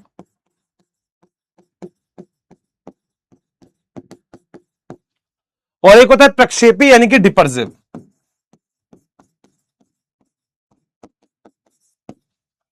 सर हमें बड़ा मुश्किल लग रहा है हर्षित सर, समझ में नहीं आया। मैं कह रहा हूं मैंने समझाया ही नहीं कभी कुछ, तुझे अपने आप नाम याद हो जाएंगे। तुझे ये दोनों याद नहीं है तो छोड़ दे, तुझे बीच वाला याद रखना है, स्टार लगाया उस पर, वही तेरे सिलेबस में है, दोनों है नहीं। मगर मैं कह रहा हूं जब दोनों आसान है तो वो भी पढ़ लेना चाहिए, क्या दिक्कत आ रही है? ठीक है। संरक्षी यानी कि पूरा का पूरा डीएनए ही सुरक्षित रखा, यानी कि ध्यान से सुन बेटे, मैं फिर बोल रहा हूं, मेरी बात ध्यान से सुनना। एक कान बंद कर ले, अगर एक कान से घुस के मेरी बात दूसरे कान से निकाल रही तो तुझे कसम है तेरे बाबू सोना की बेटा, मेरी बात ध्यान से सुन। संरक्षी का मतलब अगर इस डीएनए से मैं दूसरा डीएनए भी बनाता हूं तो पुराना डीएनए तो मेरे पास एज इट इज रहेगा, मगर साथ साथ मेरे पास एक नया डीएनए भी बन जाएगा, न्यू। एक कोशिका से अगर मुझे 2 कोशिका बनानी है तो आनुवांशिक पदार्थ को डबल करना पड़ेगा, बिल्कुल सही बात है। संरक्षी का मतलब पुरानी श्रृंखला एज इट इज संरक्षित रहेगी, मैं उसको छेड़ूंगा भी नहीं, ठीक है। अब अगला देखो, तुम खुद कर लोगे। सर अर्ध संरक्षी का मतलब अर्ध आधा, संरक्षी सुरक्षित, यानी कि आधा डीएनए पुराना रखेंगे हम। आंसर आ गया तुम्हारे पास, देखो जरा। और मैं कह रहा हूं डायग्राम जो थ्योरी समझाता है वो कोई नहीं समझा सकता। ये डीएनए देखो ओल्ड थी, ये भी एक डीएनए का ओल्ड स्ट्रैंड था, ओ का मतलब ओल्ड, ठीक है। इससे क्या जुड़ गया, इससे एक नया डीएनए जुड़ गया, ये जुड़ गया न्यू, और मान लो ये भी जुड़ गया न्यू।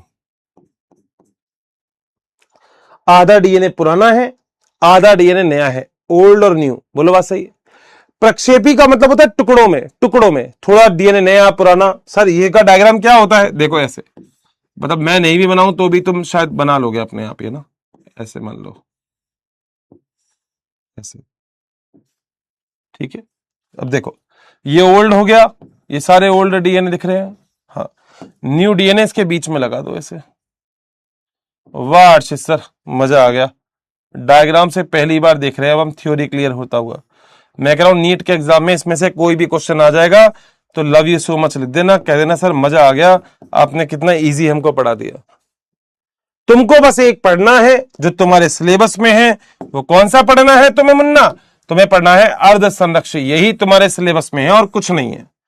ये बीच वाला पढ़ लेना बस, तुम्हें कोई लोड नहीं लेना है। बोलो बात मेरी यहां तक सारे के सारे दोस्तों को पॉइंट क्लियर हो गया क्या, कोई दिक्कत तो नहीं है, पक्का 100%। मेरी बात तुम्हारी खोपड़ी के उस हिस्से तक पहुंच जानी चाहिए जहां पे उसको जाना है। इधर उधर की फालतू की बात साइड में रख देना, और मेरी बात अगर क्लियर है तो बोल देना।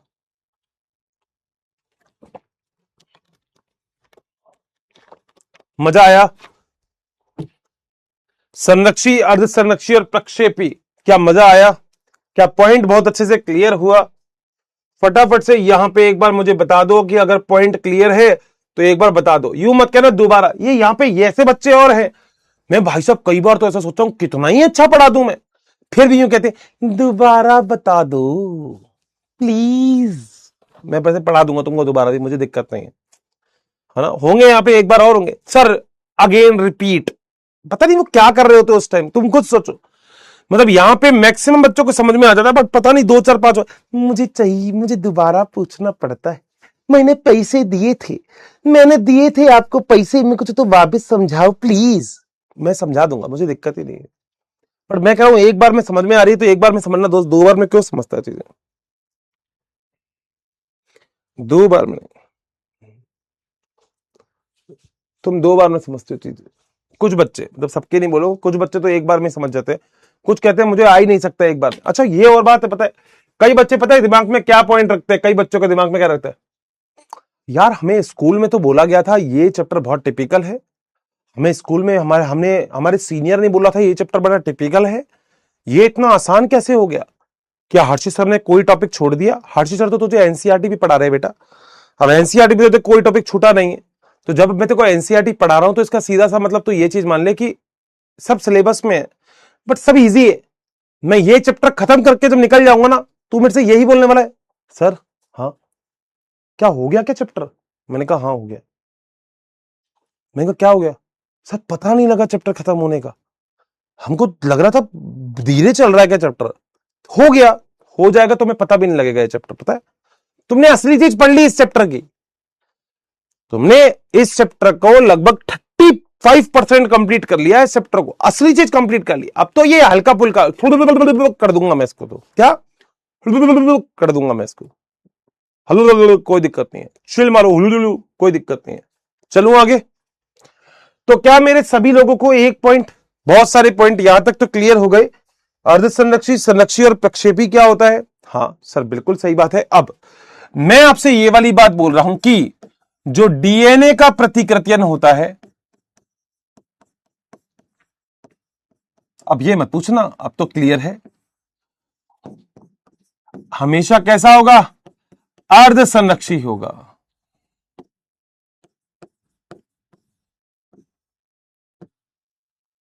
सेमी कंजर्वेटिव मतलब आधा डीएनए नया आधा पुराना बनता है। सर आप बना के दिखाओगे, बिल्कुल प्रतिकृतियन में यही तो बढ़ाने वाला हूं। सर बहुत बढ़िया, फिर तो बड़ा मजा आएगा। मैं कह रहा हूं तुम खुद कह दोगे अर्षित सर मजा आ गया, बोलो बात सही है, ठीक है सर। अगला पॉइंट, डीएनए प्रतिकृतियन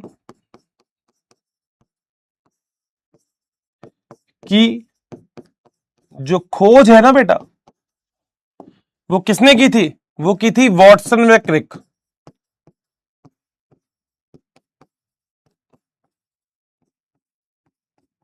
दूसरा पॉइंट, बताओ आगे चले। कोई दिक्कत है? नहीं सर, यहां तक तो सर हमें पता लग गया, बहुत ही बढ़िया। ठीक है, अगला पॉइंट, एक साइंटिस्ट थे मेसेल्सन, ये तो हमको पढ़ना है इस बार। वे स्टाल, इन्होंने डीएनए प्रतिकृतियन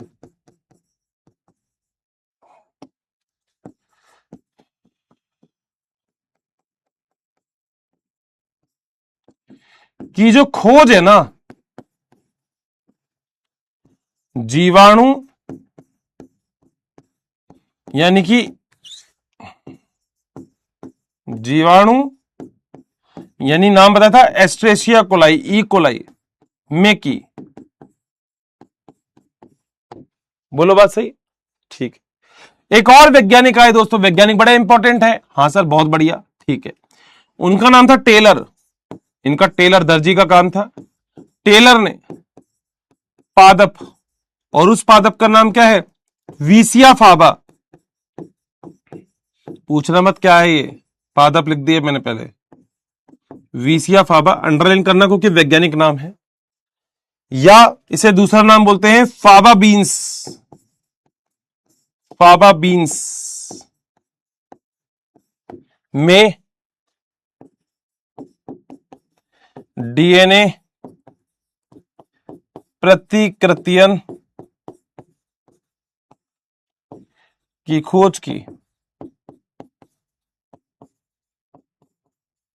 और बेटा ये दोनों ही इंपॉर्टेंट है, ये दोनों ही नीट में आने लायक चीजें हैं, तो I mean mark as a NEET. NEET में आने लायक चीजें हैं, सीधा क्वेश्चन आएगा नीट में, तुमसे पूछेगा भी नहीं, तुम ये कहते रह जाओगे अरे हर्षित सर ये क्या हो गया, और पेपर आ जाएगा। बोलो चलूं आगे? कोई दिक्कत तो नहीं है? 101% बिल्कुल क्लियर है मेरी बात? हाँ सर, बहुत ही बढ़िया, मजा आ गया सर। बिल्कुल चलूं क्या? पक्का ना? अरे बोल दो। हाँ सर चलो, ओके डन। यानी कि डीएनए प्रतिकृतियन का मतलब होता है डीएनए से डीएनए की कॉपी बनना। और अगर डीएनए से आप लोग डीएनए की कॉपी बनाओगे तो कोई तरीका तो आपको यूज करना पड़ेगा, तो वो तरीका है, वो जगह है जहां जहां डीएनए प्रतिकृतियन की खोज की। और याद रखना ये दोनों ही प्रतिकृतियन की खोज जो की गई थी, ये 1958 में इसने भी की थी और 1958 में इसने भी की थी, मगर फर्क केवल एक है, इन्होंने काम किया था पादप में और इन्होंने काम किया था जीवाणु में, यानी कि जंतु, जीवाणु, बैक्टीरिया मान सकते हो। सही बात है? ठीक है, अगला पॉइंट बेटा, आप लोगों को देखो, जब आप जूलॉजी आप लोगों ने पढ़ी 11th वाली, तो आपको लोगों आपके टीचर ने बोला होगा एक बात, वैसे तो बहुत सारी बात बोली होगी, तुमने मानी तो कोई भी नहीं थी, मगर एक बात बोली होगी कि बेटा आपके शरीर में जो भी अभिक्रिया होती है उसमें एंजाइम बड़ा इंपॉर्टेंट होता है। जैवणु नाम का जो चैप्टर था क्लास 11th में, उसमें भी आपने एंजाइम पढ़ा था। सर आपको कैसे पता? क्योंकि बेटा मैंने भी पढ़ा था। ठीक है, तो याद रखना जो डीएनए प्रतिकृतियन होता है ना, वो एंजाइम निर्भर अभिक्रिया है। डीएनए प्रतिकृतियन जो है, हाँ सर, ये कैसी अभिक्रिया है? एंजाइम निर्भर अभिक्रिया है, एंजाइम पर निर्भर अभिक्रिया है। बोलो पहला पॉइंट क्लियर है? और उस एंजाइम का नाम क्या है? उस एंजाइम का नाम है डीएनए से क्या बनाना है आपको? डीएनए, यानी कि आपके पास क्या है? डीएनए।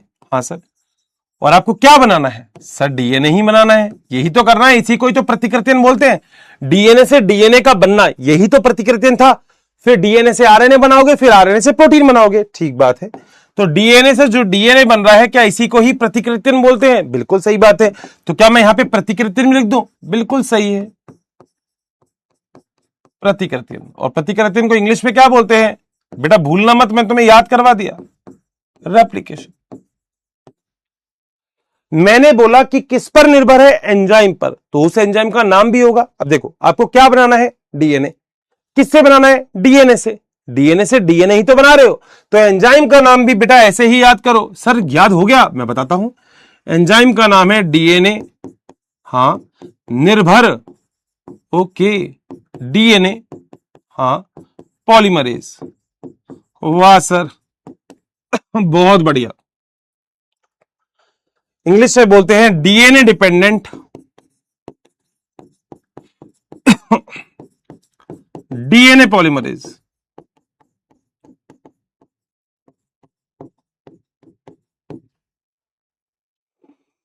तुम मुझ पर निर्भर हो और तुम्हें मैं डॉक्टर बनाऊंगा, तो मैं तुम्हारा नाम लिख सकता हूं, हर्षित पर निर्भर डॉक्टर पॉलीमरेज। तो आप डीएनए पर निर्भर है एक एंजाइम, और डीएनए ही बना रहा है वो, तो उसका नाम है डीएनए निर्भर डीएनए पॉलीमरेज। पता है तुम लोगों के लिए ये वाला टॉपिक अगर तुमने पहले कभी नहीं पढ़ा, तो मैं 100% बोल रहा हूं, थोड़ा मुश्किल जरूर होगा। असली बायोलॉजी दोस्त यही है।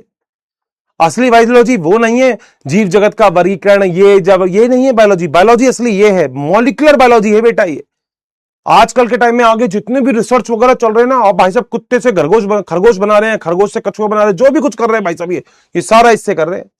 डीएनए पे जितनी नॉलेज अगर होगी ना आपको, उतना ही अच्छा रिजल्ट आपको आगे भी मिलेगा। चलें आगे, पक्का? ठीक है सर। इसको बेटा, इसको शॉर्ट फॉर्म हम बोल सकते हैं क्या, हम बोल सकते हैं डीएनएपी। डीएनएपी का मतलब हो गया डीएनए पॉलीमरेज। बोलो बात सही है, डीएनए पॉलीमरेज। बोलो बात डन है सर, मजा आ गया। ठीक है, अब सुनो सर, हमें सच में लग रहा था हमारे स्कूल में या यहां पे बोला था सबने कि ये चैप्टर बहुत मुश्किल होगा। हमें सर सच में अब लग रहा है कि शायद इस चैप्टर से आसान कोई चैप्टर होगा ही नहीं, और सबसे स्कोरिंग चैप्टर है ये। मतलब अगर क्वेश्चन उठेंगे ना, तो 5-7 क्वेश्चन तो एक ही चैप्टर दे देगा तुम्हें सीधा ही। ठीक है, आओ, और रटना पड़ेगा नहीं। अब बेटा आप लोगों को पता है दो प्रकार की कोशिकाएं होती है। एक कोशिका होती है जिसे हम बोलते हैं प्रोकैरियोटिक, और एक बोलते हैं जिसे हम बोलते हैं यूकैरियोटिक। तो दो प्रकार की कोशिका है आपके पास। हाँ सर बिल्कुल सही है, दो प्रकार की कोशिकाओं में एक कोशिका है प्रोकैरियोटिक कोशिका और एक है यूकैरियोटिक कोशिका। प्रोकैरियोटिक जानते हो? हाँ सर, जीवाणु, हाँ, कोशिका। और एक आपने पढ़ी है जिसे हम बोलते हैं यूकैरियोटिक कोशिका।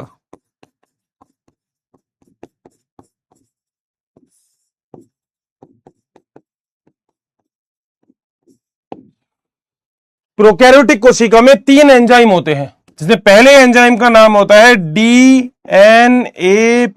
First, DNA polymerase first. पूरा नाम लिख दिया मैंने, डीएनएपी का मतलब डीएनए पॉलीमरेज। ठीक है, तो डीएनए पॉलीमरेज फर्स्ट। दूसरे का नाम है डीएनएपी सेकंड, और तीसरे का नाम है डीएनएपी थर्ड। बोलो क्या पॉइंट क्लियर है? नीट में कभी आपसे कोई क्वेश्चन पूछे कि कितने प्रकार के पॉलीमरेज एंजाइम होते हैं डीएनए से डीएनए बनाने के लिए प्रोकैरियोटिक में, तो आपका आंसर ये है। डन है? डन, कोई दिक्कत नहीं। यूकैरियोटिक में क्या होते हैं? यूकैरियोटिक में होते हैं अल्फा पॉलीमरेज, यूकैरियोटिक में होते हैं बीटा पॉलीमरेज, यूकैरियोटिक में होते हैं गामा पॉलीमरेज,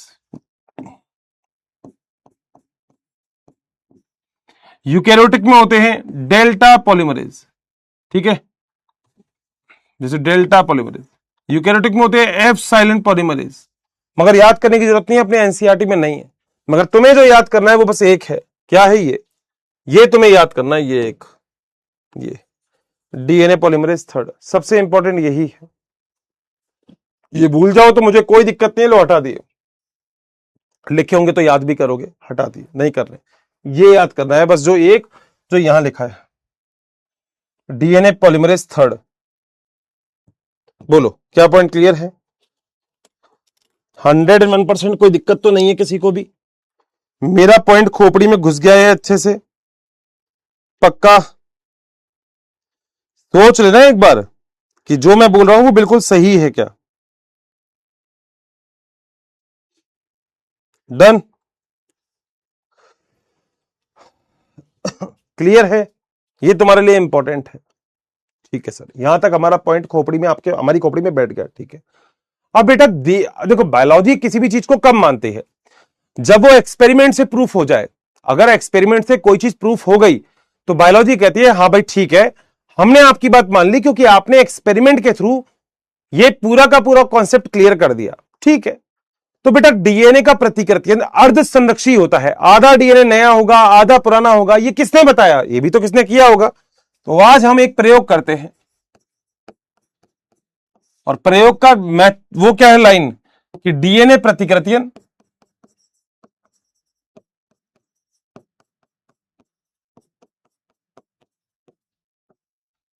अर्ध संरक्षी होता है।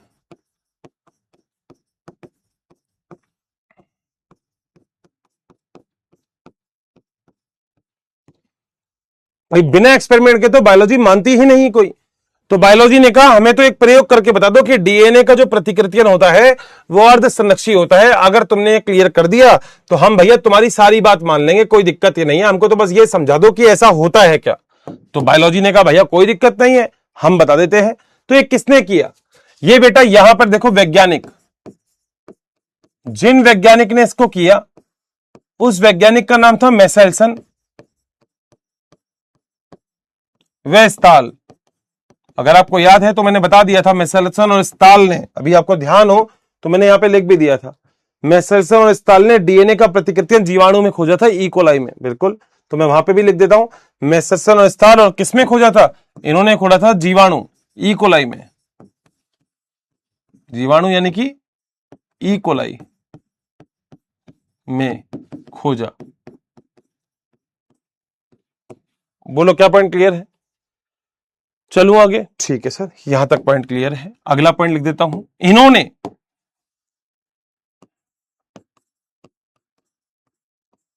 दो समस्थानिक, केमिस्ट्री में पढ़ा होगा समस्थानिक जिसकी कई सारी फॉर्म होती है, का प्रयोग किया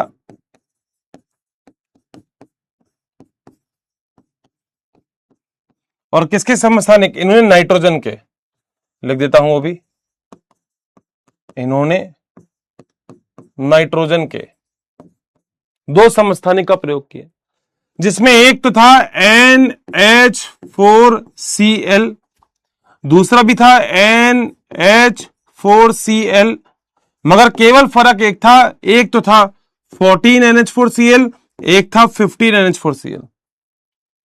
नाम से क्या लगता है कौन भारी होगा कौन हल्का होगा, सर 14 हल्का होगा 15 भारी होगा, ठीक बात है सर।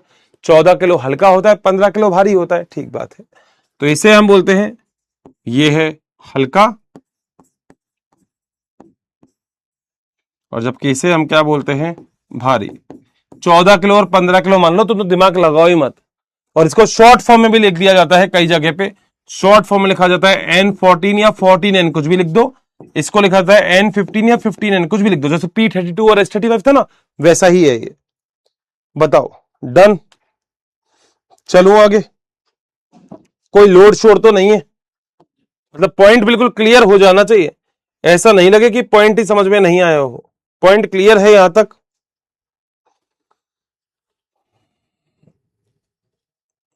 डन है, दिक्कत तो नहीं है, ठीक है। किसमें काम किया इन्होंने, इन्होंने काम किया ई कोलाई पे, किस पे, ई कोलाई यानी कि एस्ट्रेशिया कोलाई पे। और अगर आपको क्लास 11th याद है तो आपने सुना होगा ई कोलाई में जीवाणु दे रखा था वहां पे एनसीईआरटी ने, जिसके अंदर 20 मिनट के अंदर कोशिका का विभाजन हो जाता है, अगर याद है तो, क्लास 11th है। ई कोलाई जो होता है ये विभाजन जो करता है एक कोशिका से दो कोशिका में, वो 20 मिनट में करता है। और जो प्रतिकृतियन होता है डीएनए का वो 18 मिनट में करता है। कितने मिनट में करता है, 18 मिनट में। बोलो डन है बात, दिक्कत तो नहीं है यहां तक किसी को भी, कोई भी 100% मेरा पॉइंट क्लियर है। बिल्कुल क्लियर। अब सुनो, मैं एक छोटा सा काम करने वाला हूं। मेरा काम यह है कि मैं एनसीईआरटी का, क्या, मैं एनसीईआरटी का एक छोटा सा आपको चीज दिखाता हूं। देखो क्या है, ये रही पीडीएफ, ये रही पीडीएफ, ठीक है। देखना जरा ध्यान से देखना, ये एनसीईआरटी के पीडीएफ है, आ जाने दो जरा। रटना नहीं है biology, biology is not for the rutting, biology is for the understanding. समझोगे तो सारा क्लिक हो जाएगा, समझने की जरूरत है बस। और तुम समझोगे तो बेटा मैं समझा सकता हूं, सब कुछ समझा दूंगा अगर तुम समझोगे तो, और तुम नहीं समझोगे तो बेटा फिर मैं समझा नहीं पाऊंगा तुम्हें कुछ भी।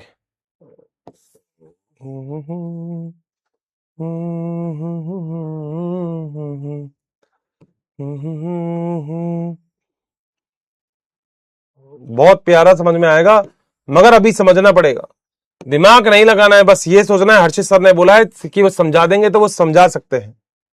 बोलो क्या समझाऊं? क्या सभी लोग तैयार है मेसेल्सन और स्टाल के एक्सपेरिमेंट को समझने के लिए? सारे लोग आ जाओ भाई। ये डायग्राम तुम्हारी एनसीईआरटी का ही है, बिल्कुल मानते हो? ठीक है, मैं जैसा बोलूं मत मुझे बता देना क्या वो सही है या वो गलत है, मतलब बता देना बेटा, ठीक है। मैं कहता हूं 15 और 15 कितने होते हैं? 30, ठीक है। 15 और 14 कितने होते हैं? 29, सही बात है। 29 भारी होगा 29 किलो या 30 किलो भारी होगा? सर 30 किलो भारी होगा। 29 किलो सर हल्का होगा। 27 किलो और हल्का होगा। 28 किलो और मतलब 27 से 29 के बीच में होगा, सब जानते हैं। तो 5 किलो का बच्चा 10 किलो का बच्चा अगर है तो 5 किलो का हल्का होगा, 10 किलो का भारी होगा। मतलब ये तो रॉकेट साइंस है ही नहीं, ये तो ऐसा है कि तुमको मैं बोलूं तो तुम यूं कहते हो अरे सर ये बच्चों वाली चीज हमको मत बताओ, ऐसा है ना? ठीक है सर, इतना तो हर्षित सर हमें आता है, ठीक। अब मेसेल्सन और स्टाल नाम के जो भाई साहब थे दो, उन्होंने अपना एक्सपेरिमेंट किया था ई कोलाई के ऊपर, यानी कि एस्ट्रेशिया कोलाई के ऊपर, और उन्होंने दुनिया से कहा था कि हम आपको कुछ ऐसा बता देते हैं जो एक्सपेरिमेंट से बताना है। मैंने अभी आपको एक बात बोली थी कि डीएनए का जो प्रतिकृतियन होता है वो अर्ध संरक्षी होता है, यानी कि आधा डीएनए नया और आधा डीएनए पुराना। क्या सभी लोगों ने ये वाली बात सुनी थी? मैं रिक्वेस्ट करके आपसे कह रहा हूं अगले 2 मिनट अगर आपने मुझे दे दिए, मैं डायग्राम तुम्हारी खोपड़ी में डाल दूंगा। सर हमें तो लग नहीं रहा हम नहीं कर पाएंगे, 2 मिनट दे दो बस मुझे बस तुम्हारे 2 मिनट चाहिए, डायग्राम खोपड़ी में डाल दूंगा, ठीक है। मगर मेरी क्लास में सबको यह पता होना चाहिए, अगर मैंने यहां पे 15 लिखा, एक जगह 15-14 लिखा, तो कौन सा हल्का कौन सा भारी? ये भारी होगा, ये हल्का होगा, दिख रहा है ना? टोटल कर लो 30, 29 हल्का होगा, 30 भारी होगा, ठीक है। अब क्या किया इन्होंने वो समझना, समझा दिया अगर मैंने एक बार में इस पूरे डायग्राम को, तो फिर लव यू सो मच, ठीक है ना? वही तो बात है, टिपिकल चीजों को आसानी तो बढ़ाऊंगा डायग्राम से। आ जाओ देखो एनसीईआरटी का प्रॉपर डायग्राम। आप में से कई बच्चे कहते हैं हमारे पास एनसीईआरटी नहीं है, तो कोई दिक्कत नहीं है, मैं भेजता तो हूं तुम्हें एनसीईआरटी, यही है एनसीईआरटी, कोई दिक्कत ही नहीं, पूरी एनसीईआरटी भेजता हूं मैं तुम्हें, ठीक है। अब जरा ध्यान से सुनना मैं क्या बोल रहा हूं। देखो मैंने आपको एक डीएनए दिया, ध्यान से सुनना, उस डीएनए पे N15 डाल दिया। N15 डालते जानते हो? हां सर, N15 का मतलब है NH4Cl, और वो भी कौन सा? 15 वाला। 15 कैसा होता है? भारी। 14 कैसा होगा? हल्का। बट 15 किलो भारी होगा, 14 किलो हल्का होगा, इसमें तो क्या ही लोड है, ठीक है। मैंने एक डीएनए लिया और उस डीएनए को में N15 डाल दिया, नाइट्रोजन का समस्थानिक। अब आपको पता है N15 जो होगा वो नाइट्रोजन क्षारक पे जाके जुड़ेगा, ठीक है। तो N15 डीएनए की दोनों श्रृंखला पे जाके जुड़ जाएगा, क्योंकि डीएनए के दोनों श्रृंखला में नाइट्रोजन क्षारक होंगे। हाँ, तो इस वाली श्रृंखला पे भी N15 जुड़ जाएगा और इस वाली श्रृंखला पे भी N15 जुड़ जाएगा। मैं 15-15 लिख देता हूं तो आपको क्लियर रहेगा। बोलो बात सही है? दोनों श्रृंखला, डीएनए दो श्रृंखला पे बना होता है, अंधेरा कायम रहे, तो 15-15 दोनों पे जुड़ गया, ठीक है। अब सेंट्रीफ्यूज मशीन मैंने आपको बताई थी, अगर आपको याद हो तो। अरे हां सर, जिसमें चीजें अपने वेट के अकॉर्डिंग सेपरेट हो जाती है, ठीक है। तो 15 और 15 हैवी होगी, बिल्कुल हैवी होगी, तो क्या होगा? वो नीचे नीचे आके बैठ जाएगी ट्यूब के अंदर। तो अगर इस ट्यूब को टेढ़ा नहीं देख के, अगर इस ट्यूब को तुम सीधा कर दो यूं, तो तुम्हें दिख जाएगा 15-15 भारी होगा। मैंने यही बोला था, सबसे नीचे, ट्यूब के सबसे नीचे बैठा हुआ है। यहां तक पॉइंट क्लियर हो गया? मैंने क्या किया फिर बता रहा हूं। मैंने एक जीवाणु की कोशिका ली, ई कोलाई। मेसेल्सन और स्टाल ने ई कोलाई पे काम किया, उन्होंने N15 डाल दिया इस पे। N15 का मतलब N मतलब नाइट्रोजन, जहां पे नाइट्रोजन होगा वहां पे जाके जुड़ जाएगा, ये भारी है N15, 15 जुड़ गया। वाह सर, अर्षित सर, ये वाली बात तो बहुत बढ़िया लगी, सुनते रहो, मजा आ जाएगा आगे भी। अब इन्होंने क्या किया, जब दोनों डीएनए पे 15 जुड़ गया, इकोलाई के अंदर, इकोलाई की कोशिका में डीएनए होगा, तो कोशिका के अंदर जाके डीएनए में जाके N15 जुड़ गया, इन्होंने सेंट्रीफ्यूज करवाया, तो N15 भारी होगा, N15 भारी है, नीचे नीचे टेस्ट ट्यूब में आके बैठ गया। ठीक है, अब इन्होंने क्या किया, इसी कोशिका को जिसमें N15 जुड़ा हुआ था, इसको दूसरे माध्यम में डाला जिसमें N14 पड़ा हुआ है। 20 मिनट होता है डीएनए प्रतिकृतियन में, अब N14 में डाल दिया इन्होंने, हल्के वाले में, तो क्या होगा, अब तुमको पता है डीएनए की दोनों श्रृंखला अलग अलग होती है, पुरानी और फिर नई नई श्रृंखला बनती है। मैंने बताया तुमको कि डीएनए की प्रतिकृतियन अर्धसंरक्षी होता है, तो बेटा जो पुरानी श्रृंखला से अगर यह चीज बनेगी तो पहले तो दोनों पुरानी श्रृंखला अलग अलग होगी, हरा हरा देखो अलग अलग हो गया, फिर नई श्रृंखला आके जुड़ेगी। तो पहले यही देख लो, पहले मान लो इस पे 15-15 जुड़ा हुआ था, मान लो, तो मैं तो समझा रहा हूं, तो अभी देखो यहां पे 15 अलग हो गया, ये 15 अलग हो गया, और अगली बार नया डीएनए मान लो 14 में डाला मैंने, तो नए डीएनए की श्रृंखला के साथ 14-14 नहीं जुड़ेगा क्या, जुड़ेगा ना। बस यही बात इन्होंने यहां पे बताई थी, मैंने तो मेरे डायग्राम के अंदर तुमको बस समझाने के लिए बता दी भाई, है ना, मैं तो बस समझाने के लिए बोल देता हूं मैं तो, बाकी तो भाई तुम दिमाग मत लगाना इसमें, आ जाओ, आओ भाई डायग्राम देखो क्या हुआ। अगली बार क्या हुआ है, डीएनए है, देखो लाल था, लाल का मतलब 15-15, हाँ सर मैं लिख देता हूं ना तुम्हारे डायग्राम में, तुमको और इजी हो जाएगा। इस डायग्राम में जो लाल है ये देखो 15 है, ये भी N15 है, मगर जब नया जो डीएनए आएगा वो किसमें जुड़ जाएगा, 14 में, तो ये 14 है और ये भी 14 है, सही है, पक्का।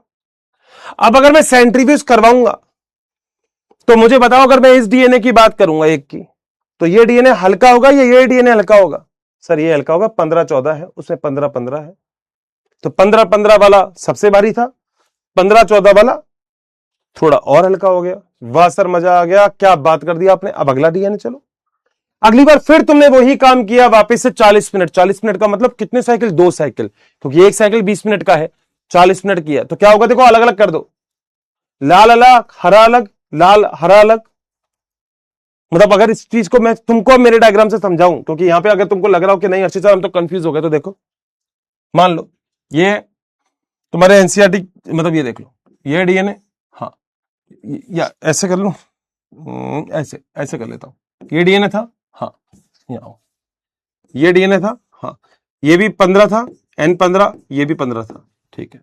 अगली बार जब आपने डीएनए का प्रतिकृतिन किया तो क्या होगा, 15-15 अलग हो जाएगा, ये भी 15 है, ये भी 15 है, मगर के साथ साथ कौन जुड़ जाएगा, 14-14, ये 14 जुड़ गए, ये 14 जुड़ गए, ऐसा ही तो हुआ था, पक्का। अगली बार जब तुमने फिर प्रतिकृतियन करवाया, इसका भी और इसका भी और इसका भी और इसका भी, तो पहले तो तुमने सारी श्रृंखला अलग अलग कर ली, कौन कौन सी, ये अलग हो गई जो थी 15, ये अलग हो गई जो थी 15, अब इसके बाद तो डायग्राम क्लियर होगा, ये अलग हो गई जो थी 14, ये अलग हो गई जो थी 14। तो पहली बार तुमने क्या किया, जब N15 था तो इसको N14 में डाला, तो दोनों श्रृंखला अलग अलग हो गई, 14-14 जुड़ गई। दोबारा भी तुमने यहां पे N14 में ही डाला, तो होगा क्या, नई श्रृंखला जो होगी वो 14 की जुड़ेगी, ये भी नई श्रृंखला 14 की जुड़ेगी, ये भी नई श्रृंखला 14 की जुड़ेगी, ये भी नई श्रृंखला 14 की जुड़ेगी।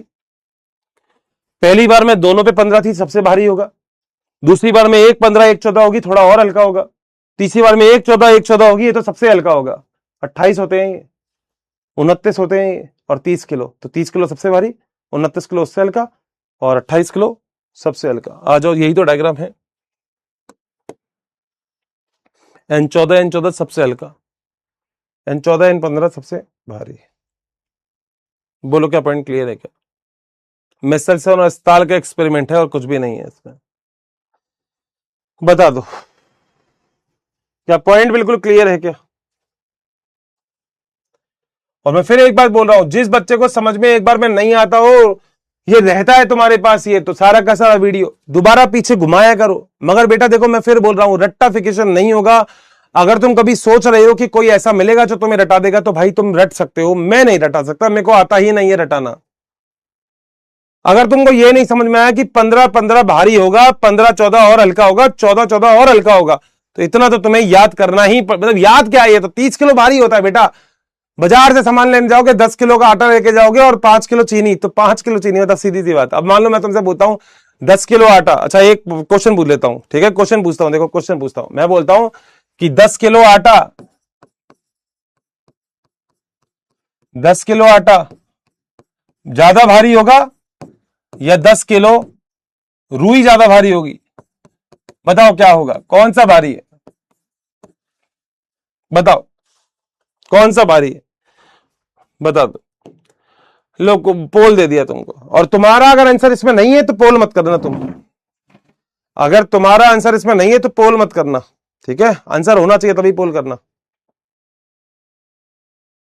हाँ एनसीईआरटी का डायग्राम ही बनाना है तुमको, कोई दिक्कत नहीं, वही डायग्राम बना लेना एनसीईआरटी का ही, कोई लोड नहीं है।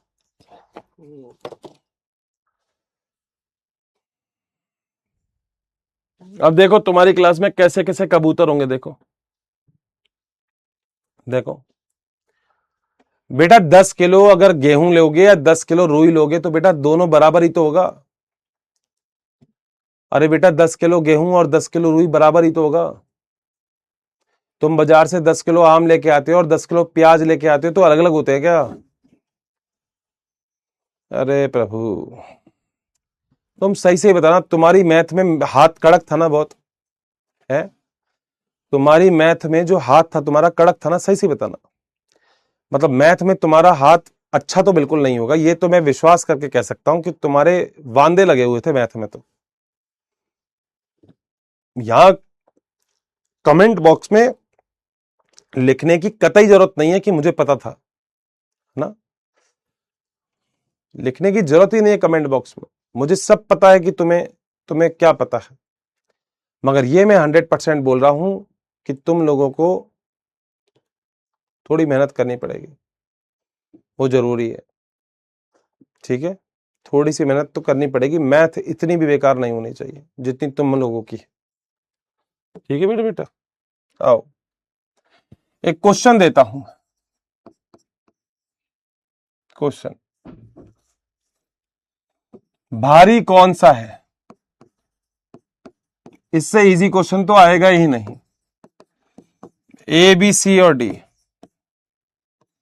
एन 14 भारी है, एन 15, यहां देख लेना, एन 14 और एन 14 भारी है, एन 14 एन 15 भारी है, एन 15 और एन 15 भारी है या एन 15 भारी है? आंसर बता देना, तुम्हारे सामने ऑप्शन लिख रखे, क्वेश्चन कर दो अगर इसे आता है तो। रटना मत भाई, रटने से कुछ नहीं होगा, रटोगे तो रटते ही रहोगे लाइफ टाइम और कुछ नहीं कर पाओगे, फिर मेरे यहां होने का कोई फायदा मिलेगा नहीं, तुमको ध्यान रखना। अगर तुमने रटा ना दोस्तों ये, तो मेरे यहाँ पे होने का तुमको कोई फायदा मिलेगा नहीं, इसलिए तुमको समझना पड़ेगा।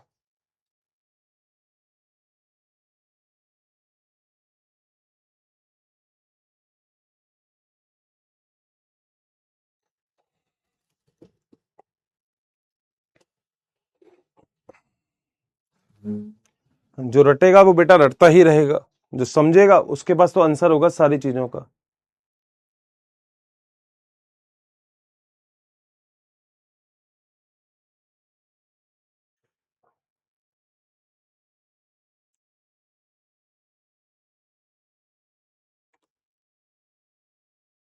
ठीक है भाई, मेरे ख्याल से आंसर सी होना चाहिए। लो आ ही नहीं रहा ऑप्शन, ही कहा गया, सो रिजल्ट सी, बहुत बढ़िया है आंसर।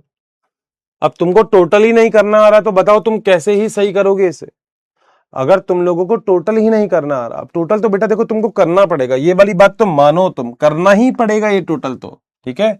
अगला क्वेश्चन है, सेंट्रल डोगमा, डोगमा किसने दिया?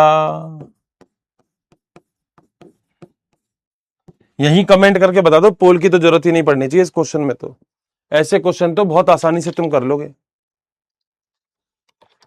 मॉड्यूल के भी बेटा क्वेश्चन लगा सकते हो, कोई दिक्कत नहीं है, मगर मॉड्यूल के वैसे क्वेश्चन लगाना जो दे रखे हो, ठीक है। सर कल जो एनसीईआरटी वाला था उसको नोट करना है। हाँ बेटा, जो एनसीईआरटी का डायग्राम मैं आपको बोलूँ ना उसको तुम बना लिया करो। मैं भी बना दूं यहाँ पे डायग्राम, मगर मैं चाहता हूं कि वो डायग्राम आपकी नोटबुक में एनसीईआरटी वाला ही होना चाहिए, क्योंकि वो बहुत इंप्रेसिव रहता है। ठीक है मेरे लाल। सर थोड़ा धीरे पढ़ाओ, मुझे समझ नहीं आ रहा। बेटा 7 लेक्चर हो गए, मैंने 5 पेज पढ़ाए हैं अभी, इससे धीरे? निशा बिश्नोई, मैं बेर से धीरे तो कोई पढ़ा ही नहीं रहा होगा। 7 लेक्चर हो गए, आज अपने 7वां लेक्चर है ये। 25 लेक्चर में पूरा करना है क्या इसको? कितना धीरे? तू खुद देख मैंने कितना सा पढ़ाया है, तू खुद देख ना। ये देख कौन से पेज से, तू देख कि मैंने पढ़ाया कितना है अभी तक। ये मैंने देख यहां से तेरा चैप्टर चालू हुआ था दोस्त। मतलब तुम लोग ऐसा करते हो ना, तभी मैं तुम्हारे कमेंट बॉक्स नहीं खोलता हूं, क्योंकि मुझे ये लगता है कि तुम लोग पढ़ने नहीं आए, कुछ बच्चे तो टाइम पास करने आए। मतलब मैंने कुछ पढ़ाया ही नहीं भाई, और मैं तो इतनी बार रिवीजन करवाता हूं चीजों का। मगर तुझे क्या है, तुझे तो फुर्सत ही नहीं है। तुझे लग रहा होगा हर्षित सर अगली साल तक आप यही पढ़ाते रहो, हमें हमें बड़ा मजा आ रहा है, क्लास चलते रहनी चाहिए। मैंने भाई कुछ पढ़ाया ही नहीं। तो खुद देखियो मैंने हर क्लास में कितना सा पढ़ाया है। अब इतना तो बेटा पढ़ना पड़ेगा, नीट में सिलेक्शन करना है तो, है ना मेरे लाल? हाँ निशा बिश्नोई करिए, थोड़ा धीरे पढ़ाओ।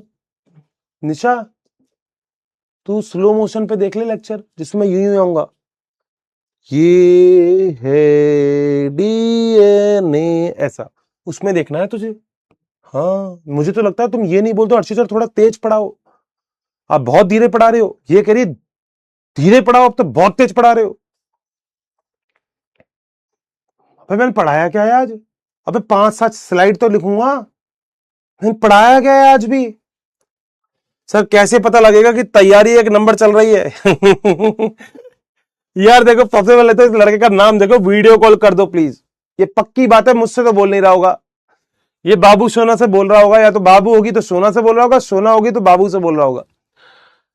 सर कैसे पता लगेगा तैयारी अच्छी चल रही है?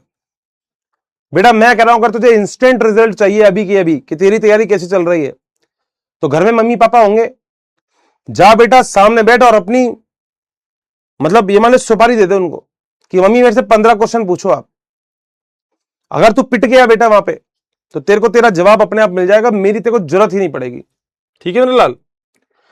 सर मैं सुंदर सा डायग्राम मेंशन कर दूंगा। हाँ बेटा इंस्टाग्राम पे कर देना, मैं लगा देता हूं तुम्हारे डायग्राम, पता है तुम्हें?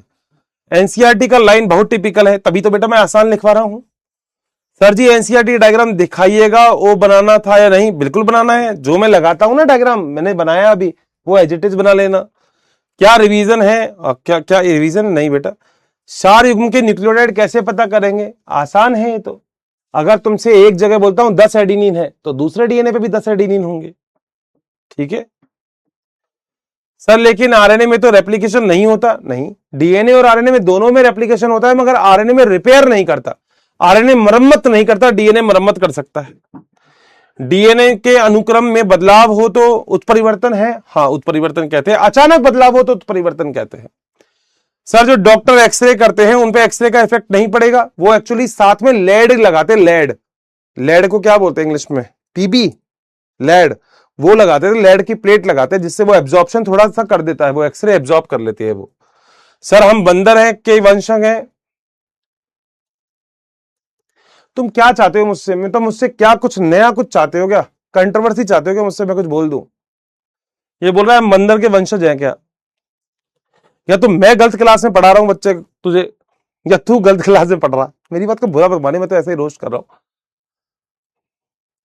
नहीं है तू बंदर का वंशज, इंसान का है तू। ठीक है, म्यूटेशन क्या है बहुत डिटेल में पढ़ाऊंगा म्यूटेशन अभी, मगर म्यूटेशन अभी ये समझो, डीएनए में एकदम से बदलाव जो होता है उसे हम म्यूटेशन कहते हैं। मेंडल वाला नहीं पता? हाँ अभी दिमाग नहीं लगा रहा मेंडल में, मैं पढ़ाऊंगा मेंडल तब समझ में आएगा। मेंडल पढ़ाया ही नहीं मैंने तुझे अभी, पर मेंडल ने यह बताया था पीढ़ी दर पीढ़ी जो गुण जाते हैं वो कैसे जाते हैं, तो वो डीएनए के पास गुण होना चाहिए, बस इतनी सी बात है। 4th पॉइंट में डाउट है, देखते हैं। धीमा उत्परिवर्तन को, धीमा उत्परिवर्तन का मतलब है बदलाव एकदम से नहीं हो। खुद सोच अगर डीएनए दोहरी श्रृंखला का होगा तो डीएनए को तू आसानी से तोड़ नहीं पाएगा, डीएनए एकल श्रृंखला का है आरएनए तो आसानी से तोड़ पाएगा, इतनी सी बात है। ठीक है बेटा, उत्परिवर्तन तो बेटा मैं आगे पढ़ाऊंगा, अभी उत्परिवर्तन पढ़ाया नहीं, मैं जो नहीं पढ़ाता बस तुम्हारे सारे क्वेश्चन वहीं से ही आते हैं, और जो मैं पढ़ा देता हूं वो तो तुम्हें सब कुछ होता ही होता है, कोई दिक्कत नहीं है। ठीक है, तो मेसेल्सन और स्टाल का मेरे ख्याल से एक्सपेरिमेंट क्लियर होगा, और क्या क्या किया था वो इन्होंने एक बार देख लेते हैं अपन। तो हमने यहां पे पढ़ा था मेसेल्सन और स्टाल का, ठीक है। तो मेसेल्सन और स्टाल ने क्या क्या किया था? पहला, ई कोलाई को N15 के माध्यम में, N15 के माध्यम में वृद्धि कराई, और अगर ऐसा हुआ तो क्या हो गया? दोनों डीएनए पे N15 जुड़ गया, ऐसा ही हुआ। सेकेंड पॉइंट, अब ई कोलाई को N14 के माध्यम में वृद्धि करवाई, क्योंकि सब काम लेबोरेटरी में होती है। मतलब क्या हो गया? मतलब हो गया, एक हो गया N15 और एक हो गया, ये भी N15 गया, मगर इसके साथ कौन कौन जुड़ गया? N14।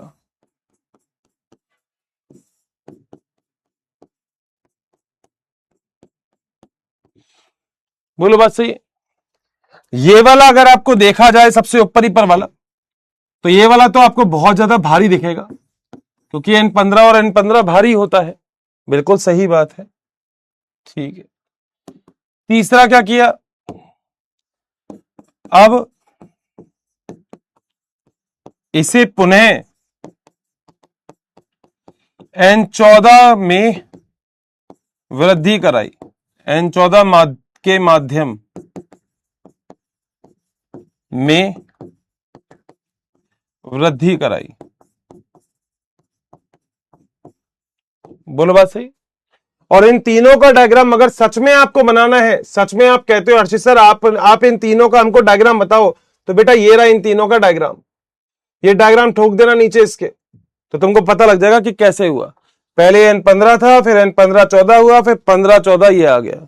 बोलो डन है क्या? अब अगली चीज बेटा, एक और छोटी सी बात याद रखना जो यहां पे बड़ी इंपॉर्टेंट है। क्या? इन्होंने सीजियम क्लोराइड डेंसिटी ग्रेडियंट अपकेंद्रण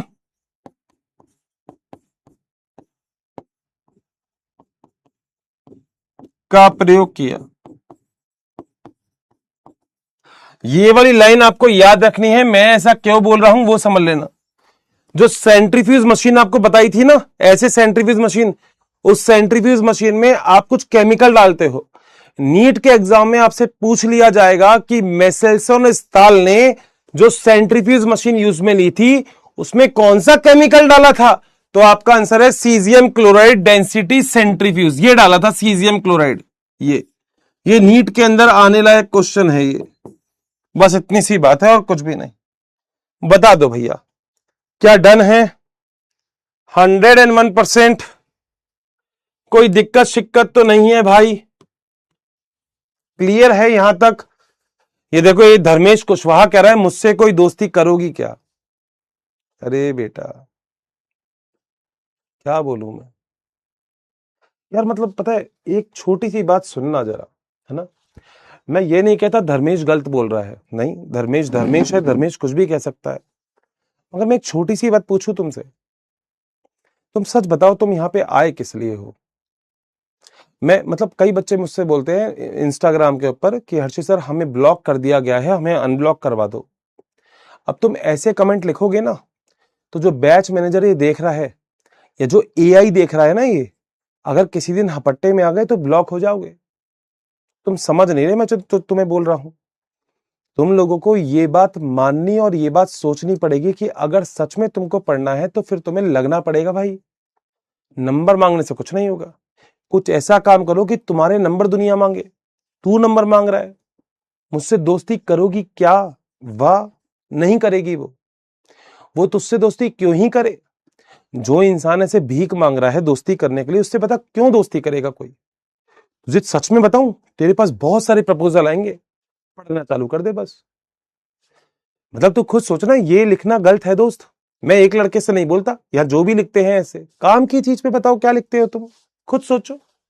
यहाँ इतना अच्छा टॉपिक चल रहा है, मैसेसन और स्टाल की जिंदगी खराब हो गई तुम्हारे एक एक्सपेरिमेंट। भाई साहब यहाँ पे समझा रहा हूं मैं, कितनी मेहनत की होगी मैसेसन स्टाल ने। उसको ये थोड़ी ना पता था कि भाई साहब लक्ष्य बैच वाला कुछ बच्चे हैं जो आपस में नंबर ही मांग रहे होंगे। इतना इंपॉर्टेंट कॉन्सेप्ट चल रहा है, बताओ। बेचारा इकोलाई के अंदर N15 N14 भाई साहब हैवी और लाइट आइसोटॉप की बात चल रही है, यहां इनका नंबर लेने का प्रोग्राम ही खत्म नहीं हो रहा अभी। जय हो प्रभु, जय हो। करो करो कंटिन्यू, मैं तो समझाऊंगा कौन सा समझ में ही आ रहा है तुझे। कंटिन्यू बेटा कंटिन्यू, कोई लोड ही नहीं है, आराम से। किसी एक चीज में तो तुझे सक्सेस मिले कम से कम। ये नहीं आया कॉन्सेप्ट समझ में तो कुछ तो आएगा। कंटिन्यू बेटा कंटिन्यू, जय हो करो, कोई दिक्कत नहीं। ठीक है भाई, नंबर दे देना कोई अपना, जिसको रिचार्ज करवाना है वो दे देना, मगर मत देना लड़कियों तुम तो नंबर, दूर रहो ऐसो से, ठीक है। पढ़ने में दिमाग नहीं लगाते, फिर बाद में लिख देंगे हमें समझ में नहीं आया। भाई मैं तेरा बड़ा भाई होने के नाते बोल रहा हूं, बस 1 साल पढ़ ले तू, तेरा नीट में सिलेक्शन हो जाएगा, फिर किसी से नंबर मांगने की जरूरत नहीं है, दुनिया नंबर आके खुद देगी तेरे को। ठीक है बेटा, तो क्या बोलूं बेटा, पूरा पढ़ाने के बाद ना लास्ट में ऐसा मत्था खराब हो जाए तो सोचो तुम, मैं पूरी चीज पढ़ा रहा हूं और पूरी चीज पढ़ाने के बाद नंबर दोगी क्या। अबे बेटा क्या ही बोलूं। लेडर बोर्ड भी देख लो बेटा, लेडर बोर्ड, तुमको लेडर बोर्ड में बड़ा मजा आता है। चलो ये हैंग तो नहीं होगा। यहाँ पे प्रफुल्ल ने अच्छा किया, प्रिंस ने किया, कमलनाथ पाठक ने किया, अनिरुद्ध ने, अमित ने, निशा ने, जाकिर ने, श्रुति ने, हर्ष ने और अभिषेक ने बहुत अच्छा काम किया है। बस इतनी सी बात है, पढ़ लो भाई, देखो पढ़ लोगे तो अच्छा रहेगा भाई, बाकी तो तुम्हारी इच्छा है, कोई दिक्कत नहीं है। तो अपना ख्याल रखिएगा, मस्त रहेगा, स्वस्थ रहेगा। Thank you so much, have a nice day, bye bye, take care, love you. Number मत मांगा करो बेटा, पढ़ लो।